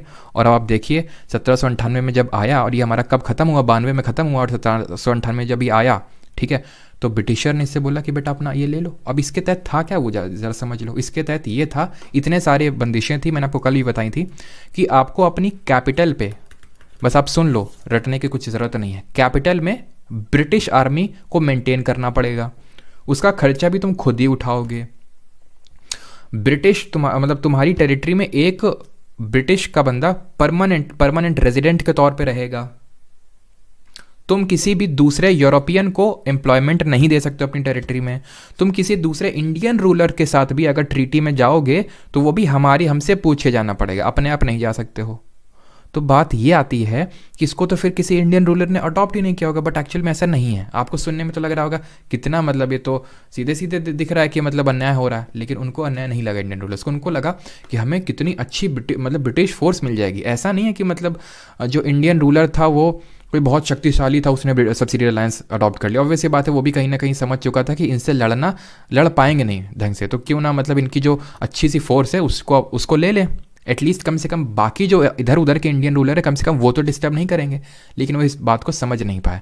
अब आप अपनी कैपिटल में दूसरी टेरिटरी को, मतलब दूसरे की फोर्स लाके खड़ा कर दोगे, आपने अपने एक तरह से पूरा उन्हीं को किंगडम ही दे दिया, आपने सौंप दिया। ये बात उस समय रूलर्स को समझ नहीं आई। कुछ रूलर्स ने समझ ली जिन्होंने मना किया, जैसे कि टीपू सुल्तान। तो Hyderabad was the first state occupied through, जिसने कि, या फिर हम बोल सकते हैं सब्सिडियरी अलायंस को अडॉप्ट किया। देन मैसूर 1799। अब आपको लगेगा सर टीपू सुल्तान ने तो मना कर दिया था। बिल्कुल मना कर दिया था, और जैसे ही मना किया ना, अब होता है fourth Anglo Mysore war. Fourth वाला जो एंग्लो मैसूर वॉर है डिसाइसिव था 1798। और हाँ, इसने अपने दोनों बेटों को छुड़ा लिया था वैसे पैसे देके, ठीक है, अगर आपके मन में आ रहा। तो 1798 में ये वॉर हुआ और 99 में ख़त्म हो गया with the death of Tipu Sultan. यहाँ पे जो शेर मैसूर है टीपू सुल्तान, उसकी डेथ हो जाती है। और ऑब्वियस सी बात है, जब डेथ हो गई तो ब्रिटिशर ने क्या किया, उन्हीं वुडियार डायनेस्टी के जो राजा थे उनको फिर से यहाँ पे एक पपेट रूलर के तौर पे बिठा के यहाँ पे बिठा दिया और उनसे सब्सिडियरी अलायंस साइन करवा लिया। तो इसीलिए मैसूर भी 1799 में सब्सिडियरी अलायंस के तहत आ गया। तंजौर भी जो था हमारा, जो तमिलनाडु, जहाँ पे याद करो चोलास की कैपिटल होती थी, ये भी 1799 में। और अवध, ध्यान रखना, ये आपके SSC CGL 2022 में पूछा गया था, अवध ने कब अडॉप्ट किया? 1801 में। मराठा अगर बात करें, पेशवाज, ठीक है, पेशवा जो थे इन्होंने कब अडॉप्ट किया? 1802। पेशवा कौन होते थे? Prime minister. पहले पेशवा का नाम बताएं जल्दी से कमेंट में, तो ध्यान रखना। तो पेशवाज ने 1802 में, तो ये थोड़ा सा याद रखने आपको ईयर्स, इसीलिए मैंने यहाँ पे लिखा है, ठीक। अब आते हैं मराठास पे। तो मराठा वाला हम कल देख चुके हैं, वैसे फिर से रिवाइज कर लेते हैं इसको। क्यों यहाँ पे मैंने रख रखा है? ताकि आपके दिमाग में वो टाइमलाइन ऑर्डर सेट रहे। अब याद करिए 1799 में टीपू सुल्तान मर जाता है, और कल बताए थे मराठा के जो हमारे थे नाना फडनवीस, जो एक्चुअल में रूल कर रहे थे, बिकॉज जो बाजीराव सेकंड था वो तो एक तरह से इनकैपेबल था। जिस तरह कैपेबल बाजीराव फर्स्ट थे, बाजीराव मस्तानी वाले, उतने ही इनकैपेबल बाजीराव 2 था। तो कौन लीड कर रहा था? नाना फडनवीस। नाना फडनवीस मर जाते हैं 1800 में। 1799 में ये कैप्चर कर लिया, और एक्चुअल में इनको एकदम जुड़ने नहीं देता था मराठा और मैसूर को। कौन? ब्रिटिशर, अलग ही रखता था। तो जब मैसूर 1799 में कैप्चर कर लिया, तब उसका पूरा फोकस कर गया कहाँ पे? मराठा में। और 1800 में तो वैसे भी डेथ हो गई, तो हमने वहीं से फिर हमने देखा कि किस तरह पहला तो एंग्लो मराठा वॉर हुआ था। कब? ये तो पहले ही हो गया था, फर्स्ट एंग्लो मराठा वॉर। या फिर मैं इन शॉर्ट लिख देता हूँ, ठीक है, फर्स्ट, सेकंड, थर्ड, वैसे कल क्योंकि मैंने बता दिया। तो पहला हुआ था 1775 में से लेकर 82 तक। ट्रीटी का नाम बताइए जल्दी से, कौन सी ट्रीटी हुई थी? सेकंड की अगर बात करें कब होता है? 1803। क्यों? क्योंकि नाना फडणवीस अब जा चुके थे 1800 में, 1803 से लेकर 1806 तक चला। अब एग्जैक्ट नहीं याद रखना 1803 से लेकर 6 तक, बस थोड़ा सा दिमाग में रखो कि हाँ मतलब 1799 में डेथ हो जाती है एक तरह से टीपू सुल्तान की, 1800 में नाना फडणवीस यहाँ पे चल बसते हैं मराठा में, और अब यहाँ पे ये लोग आ गए 1800 के बाद समथिंग, ठीक है। तो इस तरह से दिमाग में रफ फिगर याद रखो। और थर्ड वाला कब होता है? 1817 से लेकर 18। बाजीराव सेकंड को बोल देते हैं चलो बिठूर, चलो कानपुर, चलो परमार 10 पे पढ़ लें और वहीं पे तुमको पेंशन देंगे, ठीक है। तो बिठूर जो कानपुर में है वहाँ पे उनको भेज दिया जाता है बाजीराव द सेकंड को। तो ये थोड़ा सा याद रखना कि उसके बाद, ठीक। तो मराठा भी अब इनके आ गया। अब आते हैं पंजाब पे, ठीक है। अब एक्चुअल में मैं आपको ये बोलना चाहूँगा कि यहाँ पे हम 3 टेरिटरी के बारे में पढ़ेंगे और ये हमारा लास्ट है हम लोगों का, ठीक है। यहाँ पे था पंजाब वाला प्रांत, ये सतलज रिवर मान लो, और ये जो पंजाब वाला प्रांत है यहाँ पे, ये पंजाब वाला प्रांत था। यहाँ पे सिंध था, प्रेजेंट डे पाकिस्तान, और ये पंजाब भी है मेनली, इसका मेजर हिस्सा प्रेजेंट डे पाकिस्तान वाला ये, ठीक है। और यहाँ पे अफगानी थे, अफगान्स। तो अब इन तीनों को ऑलमोस्ट एक साथ ही ले लिया कब्जे में। सिंध तो बहुत छोटा सा था, तुरंत था, टुच्चा सा था, ले लिया। पंजाब थोड़ा बड़ा था, काफ़ी थोड़ा दिक्कत लगी लेने में, और अफ़गान को भी उतना ज़्यादा दिक्कत लगी नहीं। हाँ, पहले वाले में इनको थोड़ा सा बेइज्जती जो अभी टीपू सुल्तान को फेस करनी पड़ी थी वो इनको भी फेस करनी पड़ी। और ये तीनों उतने ज़्यादा इंपॉर्टेंट नहीं है जितने कि पहले वाले थे। ध्यान रखना, प्लासी और बक्सर को तो भूल ही नहीं सकते हो। प्लासी और बक्सर सबसे ज़्यादा इंपॉर्टेंट है, देन मैसूर वाला इंपॉर्टेंट है, देन मराठा वाला इंपॉर्टेंट है, देन ये अब जो तीनों पे आ रहे हैं वो इंपॉर्टेंट है, ठीक है। तो ये अगर प्रायोरिटी में मैं रखूँ तो ये सबसे लास्ट में आएंगे ये, क्लियर। तो अब आते हैं पंजाब में, थोड़ा सा बैकग्राउंड समझते हैं, थोड़ा ही सही, ज़्यादा नहीं। पंजाब में एक रूलर हुए राजा रंजीत सिंह, या फिर महाराजा रंजीत सिंह इनको बोलना ज़्यादा सही रहेगा, ठीक है। महाराजा रंजीत सिंह ये थे कौन? मिस लुआ करती थी पंजाब किंगडम में, मिस लुई एक तरह से, मतलब समझ सकते हो ट्राइब या फिर डायनेस्टी टाइप। तो 12 मिस लुई, ठीक है। 12 मिसल में से एक मिसल थी सुकरचर्या मिसल। क्या नाम था? सुकरचर्या मिसल। उससे बिलोंग करते थे महाराजा रंजीत सिंह, ठीक है। अब यहाँ पे मैप थोड़ा सा ध्यान से सब देखना है। यहाँ पे जब महाराजा रंजीत सिंह यहाँ पे रूल कर रहे थे, एक तो मैप जो है ना काफ़ी अच्छा बना लेता हूँ मैं ठीक है। तो यहाँ पे सतलज रिवर थी, ठीक है। सतलज रिवर का थोड़ा सा तो आपको पता ही होगा, ज्योग्राफी में आपने देखा ही होगा। तो ब्रिटिशर भी यहाँ पे काफ़ी पूरा मतलब रूल कर रहे थे। तो महाराजा रंजीत सिंह और ब्रिटिशर के बीच में इन द ईयर 1809 एक ट्रीटी होती है, और इस ट्रीटी को बोलते हैं ट्रीटी ऑफ अमृतसर। इस ट्रीटी ऑफ अमृतसर में ये डिसाइड हुआ ब्रिटिशर्स और महाराजा रंजीत सिंह के बीच में कि देखो ये है रही सतलज रिवर, हम रहेंगे इसके नीचे, ब्रिटिशर बोले, और आप रहिएगा इसके ऊपर। आप इसके नीचे नहीं आइएगा और हम आपके उसके सतलज के ऊपर नहीं जाएंगे। दोनों लोग बोले बिल्कुल ठीक बात। अब ये ठीक बात तो थी कब तक? जब तक महाराजा रंजीत सिंह थे। 1839 में इनकी हो जाती है डेथ, 1839 में डेथ हो जाती है। और इनका दुर्भाग्य ऐसा था कि इनकी डेथ होती है, अगले साल इनके बेटे की भी डेथ हो जाती है। और उनका वो रीज़न था कि वो पीते बहुत ज़्यादा थे। ठीक ठाक रूलर थे खड़क सिंह जी, लेकिन पीते बहुत ज़्यादा थे। 1840 में वो चल बसे, और जब मतलब उनका सब क्रियाक्रम करके लौट रहे थे, उन्हीं के बेटे खड़क सिंह यानी रंजीत सिंह के पोते, उनकी भी डेथ हो गई। बोलते हैं कि वो गेट जब खोला तो ऊपर से पत्थर गिर गया, उनकी भी डेथ हो गई। समझ रहे हैं? तो मतलब 2 साल में रंजीत सिंह, उनके बेटे और उनके बेटे तीनों खत्म हो गए। तो अब यहाँ पे क्या हो गया, एक तरह से हम बोल सकते हैं वीकनेस आ गई एम्पायर में, और टसल चलने लगा आपस में कि कौन बनेगा, कौन थ्रोन में बैठेगा। और इस चीज़ का फ़ायदा उठाना चाहा किसने? ब्रिटिशर ने। तो ब्रिटिशर ने किया ये, ब्रिटिशर ने पूरी फोर्स, ज़्यादातर जो अपनी फोर्स है वो सतलज नदी के किनारे लाके खड़ी कर दी।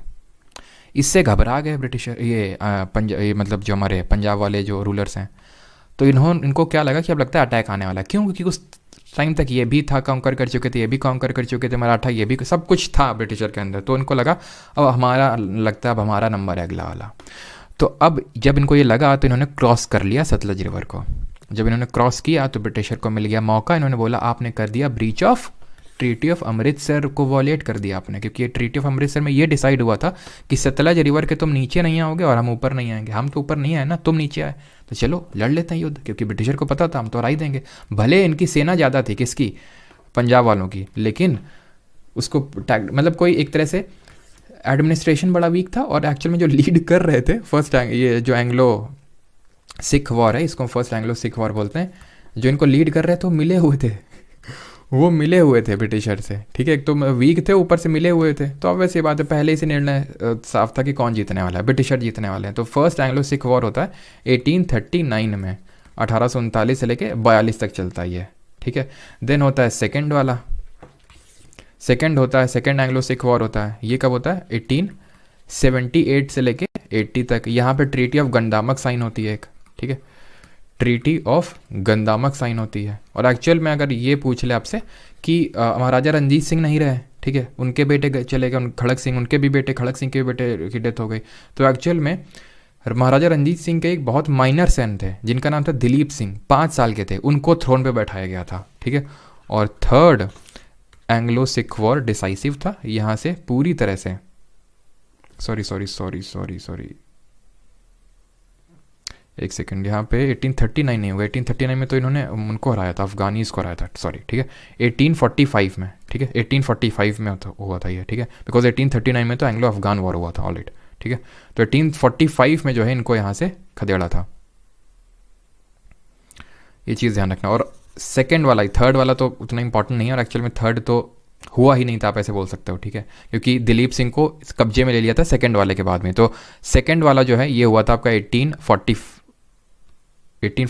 तो फर्स्ट वॉर 1848 में, हाँ 3 साल बाद रफली ये भी आ गया था इनके कब्जे में। और ये एंड हुआ था, अगर ये पूछ ले कि फर्स्ट वाला किस ट्रीटी से एंड हुआ था, तो दैट वाज एंडेड विद, एक सेकेंड, यहाँ पे गंदामक नहीं होगा, ठीक है, ट्रीटी ऑफ लाहौर। गंदामक तो अफगान के साथ साइन किया था इन्होंने, ठीक है, ट्रीटी ऑफ लाहौर साइन हुए थे। क्यों? क्योंकि लाहौर इनकी कैपिटल थी, किसकी, जो सिख किंगडम था उसकी कैपिटल हुआ करती थी उस समय लाहौर, और लाहौर को इन्होंने एक तरह से कब्जा ही आप बोल सकते हो कर लिया। कब तक? सेकेंड एंग्लो सिख वॉर के बाद। तो ट्रीटी ऑफ लाहौर हुई थी फर्स्ट एंग्लो सिख वॉर के बाद। बट हुआ ये था, ट्रीटी होने के बावजूद भी जो सिख कम्युनिटी थी वो बहुत ज़्यादा एक तरह से चिड़ में थी कि कैसे आके हमारी टेरिटरी में हमको हरा सकते हैं ये। तो उस चिड़ की वजह से फिर दूसरा एंग्लो सिख वॉर भी हुआ और उसमें भी इनकी डिफीट हुई। और मैंने आपको बताया था कि पहले सिख वॉर में जो लीड भी कर रहे थे, लीडर का नाम तेजा सिंह था, तो वो भी एक तरह से मिले हुए थे, तो इसलिए वो डिसाइसिव पहले से ही था वो, ठीक है, कि कौन जीतेगा। और यहाँ पे जो दिलीप सिंह है उनको कब्जे में ले लिया गया और इनसे कोहिनूर हीरा भी ले लिया गया छुड़ा के। अब कोहिनूर हीरा वही है, अगर आपको याद हो, जो नादिर शाह लूट के गया था 1739 में, प्लंडर करके गया था, ठीक है। उसके बाद वो अहमद शाह अब्दाली के हाथ लगा, फिर जो है उसको शाह सूजा के हाथ लगा, जो एक अफगानी रूलर था शाह सूजा। उस शाह सूजा से महाराजा रंजीत सिंह ले लिए और यहाँ पे था, और उनसे महाराजा रंजीत सिंह चले गए अब दिलीप सिंह के हाथ में एक तरह से। तो दिलीप सिंह जो कि एक माइनर ही थे, रफली 10 साल की एज थी, इनसे ब्रिटिशर्स ने ले लिया और ये जा गया कहाँ पे? ब्रिटिशर्स के पास। और आज भी ये जो कोहिनूर हीरा है आपको पता है ब्रिटिशर के पास है। कोहिनूर का मतलब क्या होता है? एक तरह से लाइट ऑफ माउंटेन, कोहिनूर, ठीक है, लाइट ऑफ माउंटेन उसको बोलते हैं। तो ये चीज़ आपको पता होना चाहिए कि यहाँ पे ट्रीटी ऑफ लाहौर होती है फर्स्ट वाले के बाद, फर्स्ट एंग्लो सिख वॉर के बाद, और सेकंड वाले के बाद दिलीप सिंह जो है एक तरह से। और यहाँ पे लीड अगर पूछ ले ब्रिटिश फोर्ट को कौन कर रहा था, तो इस समय डलहौजी था, ध्यान रखना, डलहौजी इस समय गवर्नर जनरल था, ये चीज़ आपको ध्यान रखनी है, ठीक है, गवर्नर जनरल ऑफ इंडिया। क्योंकि हम देखेंगे 1833 तक governor general of Bengal governor general of India बन चुका था, तो डलहौजी इस टाइम पे था, ये चीज़ आपको ध्यान रखनी है, ठीक है। और अगर कभी ट्रीटी ऑफ भैरवाल के बारे में पूछ ले तो ध्यान रखना फर्स्ट वाले के बाद में हुई थी ट्रीटी ऑफ भैरवाल, बट वो पूछता नहीं इसलिए मैंने लिखा नहीं है। ट्रीटी ऑफ लाहौर याद रखना है बस आपको, ठीक है। अब हम यहाँ पे एंग्लो सिख तो देख लिया, अब इसके बाद आते हैं अफगान्स पे। तो अफगान्स टोटल 3 वॉर लड़े और इनमें भी हमें सिर्फ 2 ही इंपॉर्टेंट है, तीसरा वाला उतना इंपॉर्टेंट नहीं है। पहला वाला 1839 में हुआ, थोड़ा सा इसका मैं बता देता हूँ, उतना इंपॉर्टेंट तो नहीं कि क्यों हुआ। तो एक्चुअल में रशियन थ्रेट था, अभी हमने देखा था मैसूर को क्यों एलिमिनेट किए थे ब्रिटिशर, क्योंकि फ्रेंच थ्रेट था कि फ्रांसीसी यहाँ पे ना आ जाए। उसी तरह अब यहाँ पे अफगान था, अफगान किंगडम था और ये पूरा रूसी किंगडम था, तो इनसे थ्रेट था कि कहीं रशियंस आ ना जाए यहाँ पे इंडिया में, अटैक ना कर दें, ठीक है। तो इसलिए इसको बफर स्टेट के तौर पे बनाना चाहते थे, किसको? अफगान को ब्रिटिशर बनाना चाहते थे, लेकिन ये अफगान बनना नहीं चाहते थे, तो उसी को लेके ये वॉर हुए थे एक्चुअल में। तो 1839 में ये वो हुआ वॉर, 1842 तक चला। सेकंड वाले की अगर बात करें, डिसाइसिव वॉर था 1878 से लेके 80, और यहाँ यहीं पे होती है ट्रीटी ऑफ गंडामक, जो कि मैंने गलती से वहाँ पे लिख दी थी, ट्रीटी ऑफ गंडामक, ठीक है, ट्रीटी ऑफ गंडामक हुई थी, बस इतना ध्यान रखना है। थर्ड वाला याद नहीं रखना है, बस थोड़ा देख लो, 1919 में हुआ था, but that is not important for us. Sindh अगर बात करें, सिंध को कब कैप्चर किया? तो Sindh was acquired in 1843, was acquired in 1843। बस आपको ईयर याद में रखना है, ध्यान में रखना है, बस बात खत्म। तो यहाँ पे आपने एक चीज़ देखी, पंजाब अफगान और सिंध एक ही टाइम पे थे। जैसे हमने अभी सिख वाला देखा, 1809 में पहले ट्रीटी ऑफ अमृतसर हुई थी, वॉर नहीं हुआ था अभी, ट्रीटी ऑफ अमृतसर हुई कि यहाँ सतलज को बाउंड्री बनाया गया।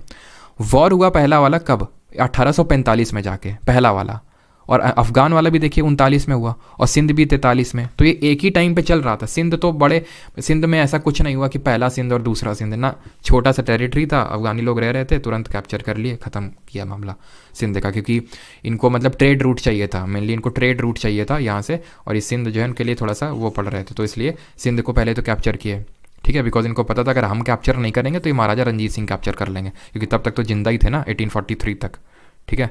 तो तब 1830 सॉरी ये मतलब ये डेथ हो चुकी थी महाराजा रंजीत सिंह की, 1839 में डेथ होती है। तो 1843 में मतलब इनको ये था कि भाई अब उनकी डेथ हो चुकी है महाराजा रंजीत सिंह की, तो ये कैसे ना कैसे कैप्चर कर लेंगे सिंध को। तो इसलिए फिर ब्रिटिशर ने सिंध को कैप्चर कर लिया 1843 में। अफगान का देख लिया, 1839 में पहला वॉर होता है, देन 1879 में जाके पूरी तरह से अफगान को कैप्चर कर लेते हैं, और यहाँ पे होता है हमारा चैप्टर ख़त्म। किसी को कोई डाउट यहाँ तक? आई नो लास्ट में थोड़ा सा चीज़ें मतलब बहुत ज़्यादा डेट्स हो गई हैं, लेकिन इसीलिए मैंने आपको ये बताया कि आप डेट भी याद रखोगे ना तो भी आपको आराम से चीज़ें याद हो जाएंगी, ठीक है। डेट भी थोड़ा सा आप दिमाग में रखोगे कि मराठा वाला तो आपको याद हो गया होगा कि 1880s के टाइम पे मराठा मैसूर को एक साथ रखना, प्लासी बक्सर को एक साथ रखना, और पंजाब सिंध और अफगान को एक साथ रखना, ठीक। और यहाँ पे मतलब कभी कभी पूछ लेता है, पहला वाला जब हुआ था ना तो यहाँ पे जॉन लॉरेंस था इस समय, मतलब जैसे गवर्नर जनरल, तो जॉन लॉरेंस था। इसने पॉलिसी ऑफ मास्टरली इनएक्टिविटी को फॉलो करके रखा था फर्स्ट अफगान के वॉर। ये क्या था, पॉलिसी ऑफ मास्टरली इनएक्टिविटी। ये पॉलिसी ऑफ मास्टरली इनएक्टिविटी होती क्या है? तो हुआ ये, थोड़ा सा मैं समझा देता हूँ कि पहला जब अफगान वॉर लड़ा इन्होंने ब्रिटिशर ने, तो जीत तो गए, लेकिन जिसको यहाँ पे बिठाए उसको एकदम मार काट मचा दिए। मतलब जिसको यहाँ बिठाए थे ब्रिटिशर को, और जितने भी यहाँ पे रेजिडेंट भेजे थे कि जाओ वहाँ पे रहो जाके, ब्रिटिशर से बोला, उनको भी मार डाले। वहाँ के जो ट्राइबल चीफ हुआ करते तो उनकी बेइज्जती हो गई। तो उन्होंने बोला कि ठीक है यार, जिसको तुम चाहते हो उसको रूलर बनाओ, हम तुम्हारे उसमें इंटरफेयर नहीं करेंगे। That is called as policy of masterly inactivity, जो जॉन लॉरेंस लाया था। चलो आँख बंद करके रिविजन कर लेते हैं जल्दी से, ठीक है। ये हैवी नहीं है, बहुत आसान है। अभी तक आसान चल रहा था ना, बस यहीं पे तो हैवी लगा ना, कहाँ पे, पंजाब वाले रीजन में। तो मैंने आपको बस बताया कि थोड़ा सा दिमाग में रखो, 1840s के टाइम पे चीज़ें हो रही हैं, इतना भी याद रख लिया तो भी हो जाएगा। ट्रीटी ऑफ लाहौर याद कर लो, सतलज रिवर बाउंड्री बनी थी रंजीत सिंह और उनके बीच में, ठीक है, 1809 में। बस ट्रीटी ऑफ लाहौर याद रखना, और ये ट्रीटी ऑफ अमृतसर याद रखना, और treaty of Lahore. Treaty of Amritsar पहले हुई थी 1809 में, और ट्रीटी ऑफ लाहौर पहले सिख वॉर के बाद हुई 1845 में। बस ट्रीटी को मत भूलना, और बाकी ये ध्यान रखना 1840s के टाइम पे चीज़ें हो रही थी। बाकी अगर बहुत ही प्रिसाइज पूछने पे आया तो फिर किसी से नहीं बनेगा क्वेश्चन। ये मैंने पहले भी बात बोली थी, ठीक है, और अभी भी बोलता हूँ। जैसे सीजीएल मेंस से पहले मैं यही बात बोलता था कि अगर आपसे क्वेश्चन नहीं बना तो फिर किसी से नहीं बनेगा। और वो स्टूडेंट्स ने बोला कि सर, वो कॉन्फिडेंस के साथ हम गए थे, और ये चीज़ मुझे all India rank I think जो 18 है, आई थिंक दिव्यांशु नाम है उसका, अब 18 है कि कितनी है, आई थिंक 18 ही है, हाँ। तो उसने मुझे बात बोली कि सर काफ़ी घबरा गया था मैं, लेकिन मैंने वो बात ध्यान रखी कि अगर मेरे से नहीं बनना तो फिर किसी से नहीं बनेगा। तो वो चीज़ आपको कॉन्फिडेंस रखना है अपने अंदर, ठीक है। तो अब थोड़ा सा रिवाइज़ कर लेते हैं जो हमने चीज़ें पढ़ी, सभी की आंखें बंद। तो हमने किस तरह से चीज़ें पढ़ी? सबसे पहले हमने ये पढ़ा कि एडवेंट ऑफ यूरोपियंस हुआ। एडवेंट ऑफ यूरोपियंस में सबसे पहले पोर्तुगीज़ आए 1498। कौन आया? वास्को डी गामा आया। लेकिन उससे पहले हमने पढ़ा ट्रीटी ऑफ टॉर्डेसिलस हुआ, पोर्तुगल स्पेन, याद आ रहा है कि तुम ईस्ट में जब हम वेस्ट में जाते हैं। पोर्तुगीज़ आया 1498, वास्को डी गामा, कैलीकट के राजा जैमोरिन। फिर 1505 में पहला Portuguese governor Francisco de Almeida blue water policy लेके आया, जिसको कार्टाजी सिस्टम बोलते हैं। फिर आया अल्बुरिक ने गोवा कैप्चर कर लिया बीजापुर से। फिर कौन आए? फिर आया डच की पहली फैक्ट्री मसूलीपट्टनम 1605 में। और मुझे अभी ध्यान रखना, मुझे आपको एक चीज़ याद लिखवानी है कि पहली ये कॉटन मिल और जूट मिल कहाँ सेटअप करी अंग्रेजों ने। वो भी क्वेश्चन पूछा गया कई बार अभी रिसेंट में, तो लिखवाना है आपको। तो डच मसूलीपट्टनम 1605। अब आया अंग्रेज 1600 में क्या किए? चार्टर रिसीव किए क्वीन एलिजाबेथ से। तो एलिजाबेथ ने बोला जाओ जा सिमरन, जी ले अपनी ज़िंदगी। गए इंडिया आए लोग। 1608 में पहले आया हॉकिंस ने बोला जहांगीर से, भाई हमको सूरत में दे दो ना फैक्ट्री। बोलता है कि ठीक है ले लो। पोर्तुगीज बोले क्या भाई जहांगीर क्या कर रहे हो तुम? तो उसने बोला नहीं हम नहीं दे पाएंगे। तो 16 इनको फिर समझ आ गया ब्रिटिशर को कि हराना ही पड़ेगा तभी कुछ मामला बनेगा। 1612 में हरा दिए सूरत में। और जब हरा दिए तो 1613 में, पहले तो 1611 में चले गए थे आंध्र प्रदेश में मसूलीपट्टनम में टेम्प्रेरी फैक्ट्री स्टैब्लिश करने। फिर 1613 में वापस आ जाए, 1613 में वापस आ गए, 12 में हरा दिया किसको? ब्रिटिशर को। तो 13 में आ गए, सूरत में बैठ गए आके। और 15 में आया कौन, 15 में आया थॉमस रो, जहांगीर के पास ही। बोला देखो हम हरा दिए, यहाँ पे हैं, अब हमें पूरे ट्रेडिंग राइट चाहिए। तो बोलता ठीक है ले लो। उसके बाद आखिरी में है फ्रेंच। फ्रेंच ने अपनी पहली फैक्ट्री सूरत में सेटअप करी 1668 में। अब हम देखेंगे एक्सपेंशन ऑफ ब्रिटिशर कैसे कैसे एक्सपेंड किए। तो एक्सपेंशन को अपने दिमाग में 2 कैटेगरी में कैटेगराइज कर लो। पहला है कि कैसे वो अपने जो यूरोपियन भाई बहन थे उनको पहले तो हटाया, यानी कि डच, पोर्चुगीज़, फ्रेंच। और फिर दूसरा पार्ट है जहाँ हम देखेंगे कैसे बंगाल, मैसूर, मराठा और वो जो ये नॉर्थ वेस्टर्न वाला रीजन है, अफ़गान और पंजाब और ये सिंध। ठीक, अब आते हैं सबसे पहले डच को हटाया चिंसूरा में 1759 में, चिंसूरा में। ऐसे याद कर लो कि 1760 में बैटल ऑफ वांडी वॉश हुआ था, जिससे कि ये फ्रांसीसियों को खदेड़े थे। तो उससे 1 साल पहले ही चिंसूरा का हुआ था, जिससे कि हरा किसको हटा दिए, डच को हटा दिए। और 1612 में, तो ये हम देख ही चुके हैं, सबसे पहले पोर्चुगीज़ को हटाए थे। ये तो हम बार बार रिपीट कर रहे हैं भाई। 1612 में जब इनको हटा दिए पोर्चुगीज़ को, तभी तो आए 1613 में सूरत में ही लोग पहली फैक्ट्री, परमानेंट फैक्ट्री स्टैब्लिश की। क्लियर। और फिर 1759 में ऐसे समझ लो डच गए, और 1760 में ये भी चले गए कौन, फ्रेंच। लेकिन फ्रांसीसियों के साथ थोड़े से सीरीज ऑफ वॉर्स हुए, जिनको कार्नेटिक वॉर बोलते हैं। टोटल 3 हुए 1744 से लेकर 1763 के बीच में। 44 में पहला स्टार्ट होता है, एक्सला चैपल की ट्रीटी के साथ खत्म होता है। दूसरा 1749 में शुरू होता है, पौंडीचेरी की ट्रीटी से खत्म होता है। यहाँ पे क्लाइव लीड कर रहा था ब्रिटिश फोर्सेस को, और डुप्ले लीड कर रहा था, वही डुप्ले जिसने कि सबसिडियरी अलायंस का कॉन्सेप्ट दिया था। और तीसरा 1756 में स्टार्ट होता है, 63 में खत्म होता है, ट्रीटी ऑफ पेरिस से खत्म होता है। यहाँ पे आयरकूट ने लल्ली को कूट दिया। लल्ली कौन, क्वांटिटी लैली, जो कि फ्रेंच फोर्सेस को लीड कर रहा था। खत्म। अब आते हैं बंगाल पे। 2 वॉर हुए, प्लासी, बक्सर। प्लासी का क्या बैकग्राउंड है, क्योंकि यहाँ पे ब्लैक होल ट्रेजेडी हुई थी। ये माना जाता है सिराजुद्दौला ने मार डाला था उनको, ब्रिटिशर को कैप्चर करके। सिराजुद्दौला नवाब था। पहला नवाब कौन था, मुर्शिद कुली खान था। फिर अलीवर्दी खान आया था, उसका पोता था सिराजुद्दौला 23 साल का। तो उसने जो है बोल दिया था कि जो फारूक सियार ने गोल्डन फरमान दिया था आपको, ट्रेड पार्सेस दस्तक इशू किए थे कि आप बिना टैक्स के आप यहाँ पे ट्रेड करो, वो अब ख़त्म। तो ब्रिटिशर को ये बात सही नहीं लगी। मीर जाफ़र को अपने पाले में लिए, अपने टीम में लिए, और हरा दिए किसको, सिराजुद्दौला को। मीर जाफ़र को नवाब बना दिए। जब नवाब बना दिए तो उनको थोड़ा सा रास नहीं आ रहा था, तो मीर कासिम को बना दिया जो उसका दामाद था। मीर कासिम ने तिगड़ी बनाई किसके साथ, मुगल जो था शाह आलम II, और नवाब जो अवध का वो था राजा, वो तो उसका नाम शुजाउद्दौला था। तीनों ने तिकड़ी बनाई और हरवाने गए किसको, ब्रिटिशर को, लेकिन हार के आ गए। मीर कासिम को साइड किया, मीर जाफ़र को फिर से नवाब बना दिया, और शाह आलम II और शुजाउद्दौला को पकड़ के कुर्सी में बिठा के क्या साइन करवाई, इलाहाबाद की treaty 1765। Dual government in Bengal by Robert Clive. Diwani functions by the company, nizamat functions by the Nizam. Nizam इसको होल्ड करेगा। निज़ामत फंक्शन मतलब पुलिस वाला, दीवानी मतलब रेवेन्यू कलेक्शन वाला। और ये चीज़ यहाँ पे, ये पूरा सब बक्सर वाला यहाँ पे ख़त्म हो गया। देन मैसूर। मैसूर में क्या होता है, मैसूर में हमने ये देखा कि भाई सबसे पहले तो 1767 में यहाँ पे टोटल 4 वॉर हुए। पहले वॉर में हैदर अली जीत गया, ऐसे समझ लो 1767 से लेके, मतलब 1764 में बक्सर गया, वो बंगाल चला गया। अब उसके बाद आ गया मैसूर में। अगर क्रोनोलॉजी दिमाग में सेट रखोगे तो 1767 याद करने की ज़रूरत ही नहीं पड़ेगी, अपने आप याद होगा कि 1757, उसके तुरंत बाद 64, देन 67। अरे भाई थोड़ा सा भी याद रखोगे कि यहाँ 64 के बाद 66, 65, 66 के बीच में था, तो भी आप कर लोगे क्वेश्चन को आराम से। तो 67 में शुरू हुआ, ट्रीटी ऑफ मद्रास से ख़त्म हुआ, हैदर अली जीत गया। दूसरा वाला ड्रॉ हो गया मैच, टीपू सुल्तान भी आ गए थे लास्ट तक, क्योंकि उनके फादर की डेथ हो गई थी बीच में ही, मैंगलोर के साथ खत्म हुआ। तीसरे वाले में टीपू सुल्तान की डिफीट हुई, ट्रीटी ऑफ सेरिंगपट्टम। गजब बेइज्जती है यार, बेइज्जती का बदला लेने गए चौथे वाले में, और इनकी डेथ हो गई टीपू सुल्तान की। फिर से वो डीआर को बिठा दिया, treaty of subsidiary alliance sign करवा लिए वो डीआर राजा से। ट्रीटी ऑफ सबसिडियरी अलायंस क्या है, 98 में आया, 1798 में। कौन लेके आया, वेलेस्ली लेके आया, जिसके तहत क्या क्या पॉलिसीज़ थी वो मैंने आपको बताई थी कि अब ब्रिटिश फोर्स रखना है, परमानेंट रेजिडेंट रखना है, किसी के साथ आप ट्रीटी में एंटर नहीं कर सकते, किसी के साथ अलायंस नहीं बना सकते, ये सारी चीज़ें थी। बदले में हम आपको ब्रिटिश फोर्स देंगे। ये चीज़ हमने देखी मराठा के साथ भी की थी, जो मराठा बाद में रियलाइज़ किए, और इसी वजह से सेकंड एंग्लो मराठा वॉर भी हुआ, लेकिन तब तक काफ़ी देर हो चुकी थी। फिर हम मराठा वॉर के बारे में भी देख लेते हैं। और हाँ, तीसरा वाला जो मैसूर वॉर हुआ था, ट्रीटी ऑफ सेरिंगपट्टम के साथ खत्म हुआ था।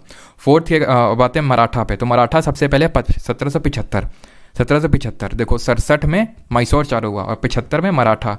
75 के बाद ट्रीटी ऑफ सालबाई से खत्म हुआ पहला एंग्लो मराठा वॉर। दूसरा वाला 1800 में फडणवीस जी की डेथ होती है, 1803 में, 1803। और तीसरा वाला 1818 में खत्म हो गया, बाजीराव सेकंड को बिठूर भेज दिया, खत्म बात। अब चलते हैं नॉर्थ वेस्ट में। नॉर्थ वेस्ट में सिख में पहले तो 1809 में एक ट्रीटी ऑफ अमृतसर साइन होगी कि सतलज रिवर को बाउंड्री बना लिया। महाराजा रंजीत सिंह नीचे नहीं आएंगे, ब्रिटिशर ऊपर नहीं जाएंगे। महाराजा रंजीत सिंह शेर पंजाब के नाम से जिनको जाना जाता है, उनकी कैपिटल लाहौर थी, और ये सुकरचर्या मिस्ल से बिलोंग करते थे, जो टोटल 12 सिख की मिसलें हुआ करती थी उसमें से। इसको वॉयलेट किया, हमने देखा किस तरह से किसने मतलब सिख नहीं वॉलेट किया, सतलज के नीचे आ गया। तो पहला वाला हुआ 1845 में एंग्लो सिख वॉर, दूसरा हुआ 1848 में। ठीक है, आप ऑर्डर याद रख रहे हैं। तो यहाँ पे 1799 तक, 1799 में मैसूर खत्म हुआ, 1818 में मराठा खत्म हुआ, अब 1818 के आगे बढ़ जाओ सिख, 1849 में ये खत्म हो गया। इसी के टाइम पे अफगान वाले भी खत्म हो गए 1880 तक, और सिंध को भी कैप्चर कर लिया 1843 तक। अब चलो करते हैं एक सवाल, ठीक, एमसीक्यू अटेम्प्ट करते हैं तो थोड़ा सा आएगा आपको कॉन्फिडेंस। रिवाइज हो गया सब। अब थोड़ा सा तो आपको भी एफर्ट मारना पड़ेगा, है ना, और वही डिसाइड करेगा कि भाई कौन सिलेक्शन लेगा और कौन नहीं लेगा। अब सारी चीज़ें अगर यहाँ पे जितने भी लोग 2,500-3 हज़ार लोग देख रहे हैं, तो अगर सबके दिमाग में इक्वली चीज़ें चली जाएंगी तो फिर सबका सिलेक्शन नहीं हो जाएगा। तो वो चीज़ कहाँ से डिस्टिंग्विशिंग फैक्टर आएगा, आप कितना एफर्ट डालते हो ना।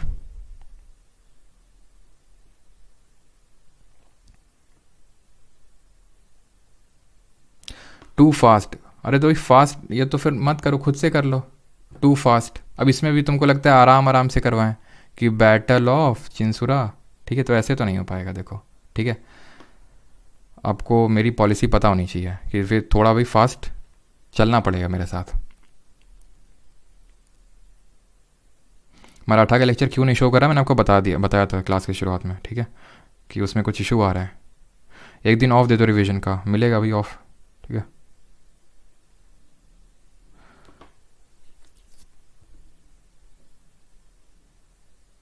सर आप रामायण पढ़ते हो? हाँ पढ़ते हैं रामायण कभी कभी।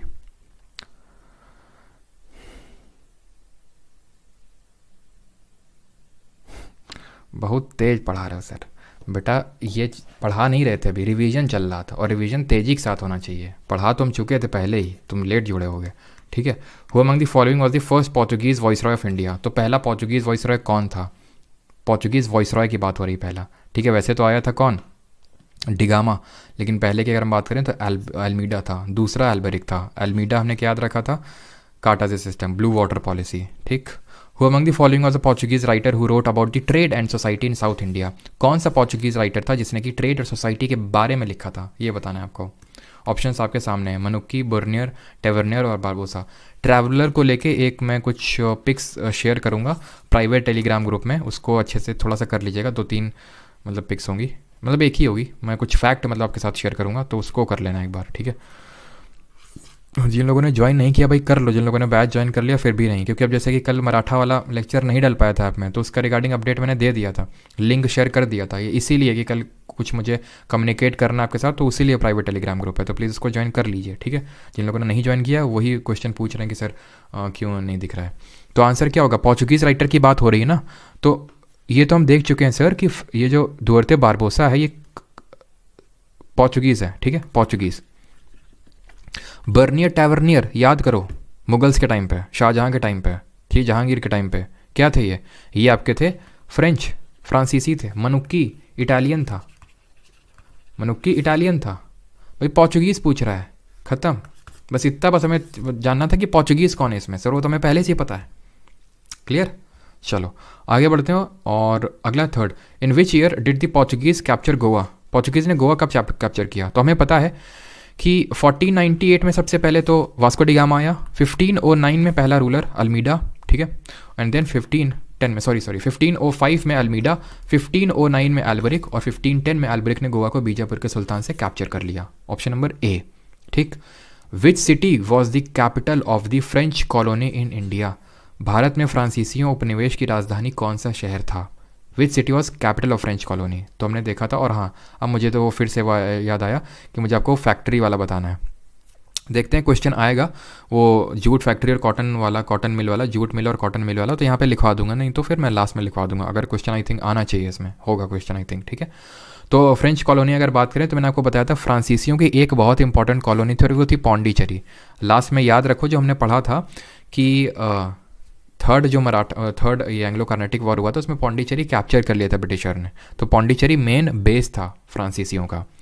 Chandan Nagar was established as a French colony in 1673 obtaining permission from dash the then nawab of Bengal to establish a trading post on the right bank of the river Hooghly. Chandannagar was established as a French colony 1673 obtaining permission from dash the then nawab of Bengal to establish a trading post on the right bank of the river Hooghly. तो जो Hooghly river के बारे में मैंने आपको बताया था, गंगा की जो डिस्ट्रीब्यूटरी है उसके बैंक्स पे इनको चंदन नगर में बंगाल में वो करना था। तो कौन था? मंसूर अली खान, मुर्शिद कुली खान, इब्राहिम खान या फिर मीर जाफ़र।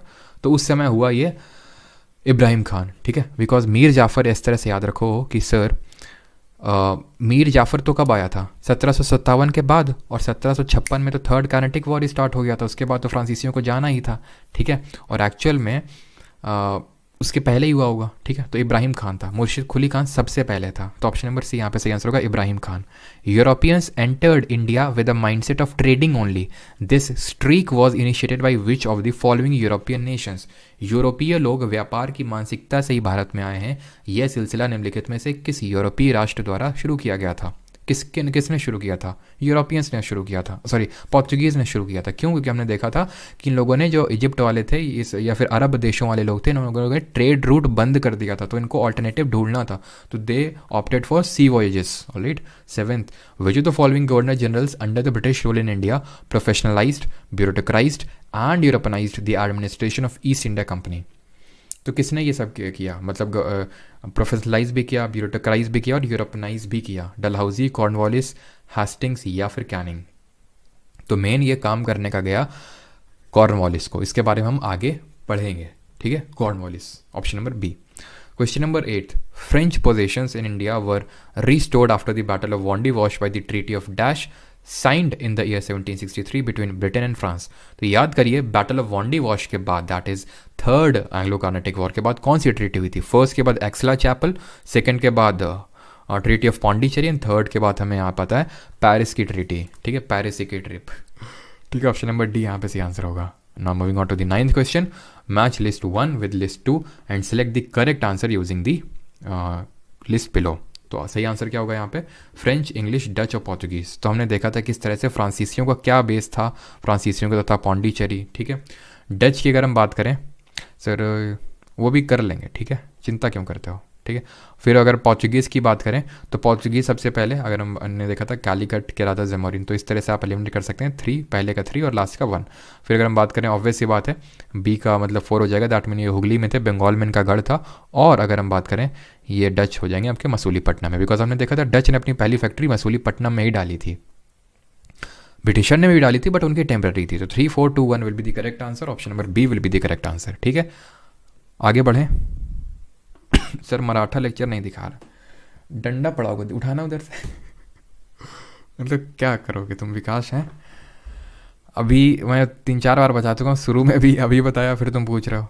अभी क्लास की शुरुआत में तुम नहीं आया था लगता है। तो विकास जी, हम मराठा वाला जो है वो डाउनलोड नहीं हो पा रहा है, कुछ एरर आ रहा है। तो इसीलिए मैंने क्या किया है, उसका लिंक शेयर कर दिया है प्राइवेट टेलीग्राम ग्रुप में, जो आपका आपने क्योंकि बैच में तो डाउनलोड करा ही होगा, तो टेलीग्राम में देखिएगा, ज्वाइन कर लो उसको। तो वहाँ पर मैंने लिंक शेयर किया, वहाँ से देख सकते हो, ठीक है। चलो, विच of the following was the first English language newspaper of India? तो ये हम लोग आगे भी पढ़ेंगे, इससे आज के लेक्चर से उतना कोई लेना देना है नहीं, बस अभी के लिए देख लो, 21 बंगाल गैजेट है, लेकिन हम लोग आगे भी पढ़ेंगे, ठीक है। आगे हम लोग का question, when did Francois Caron established first French factory in India? तो फर्स्ट फ्रेंच फैक्ट्री को कब स्टैब्लिश किया था? इसने स्टैब्लिश किया था, जिसका नाम था फ्रैंकोइस कैरन। तो इसने पहली बात तो सूरत में स्टैब्लिश किया था, एंड इन द ईयर हमने पढ़ा था 1668, और एक्चुअल में यहाँ पे 1668 ऑप्शन में है नहीं, तो आंसर यहाँ पे ऑप्शन नंबर ए होगा 1667 AD, ठीक है। 16, ये दोनों तो ऑप्शन बहुत ही दूर के हैं, आंसर इसका 1667 होगा। Mughal emperor Shah Alam appointed the British East India Company as the diwan of the province of Bengal in the year. बताइए, कितना आसान क्वेश्चन है। हमने देखा था क्या, हमने ये देखा था कि किस तरह से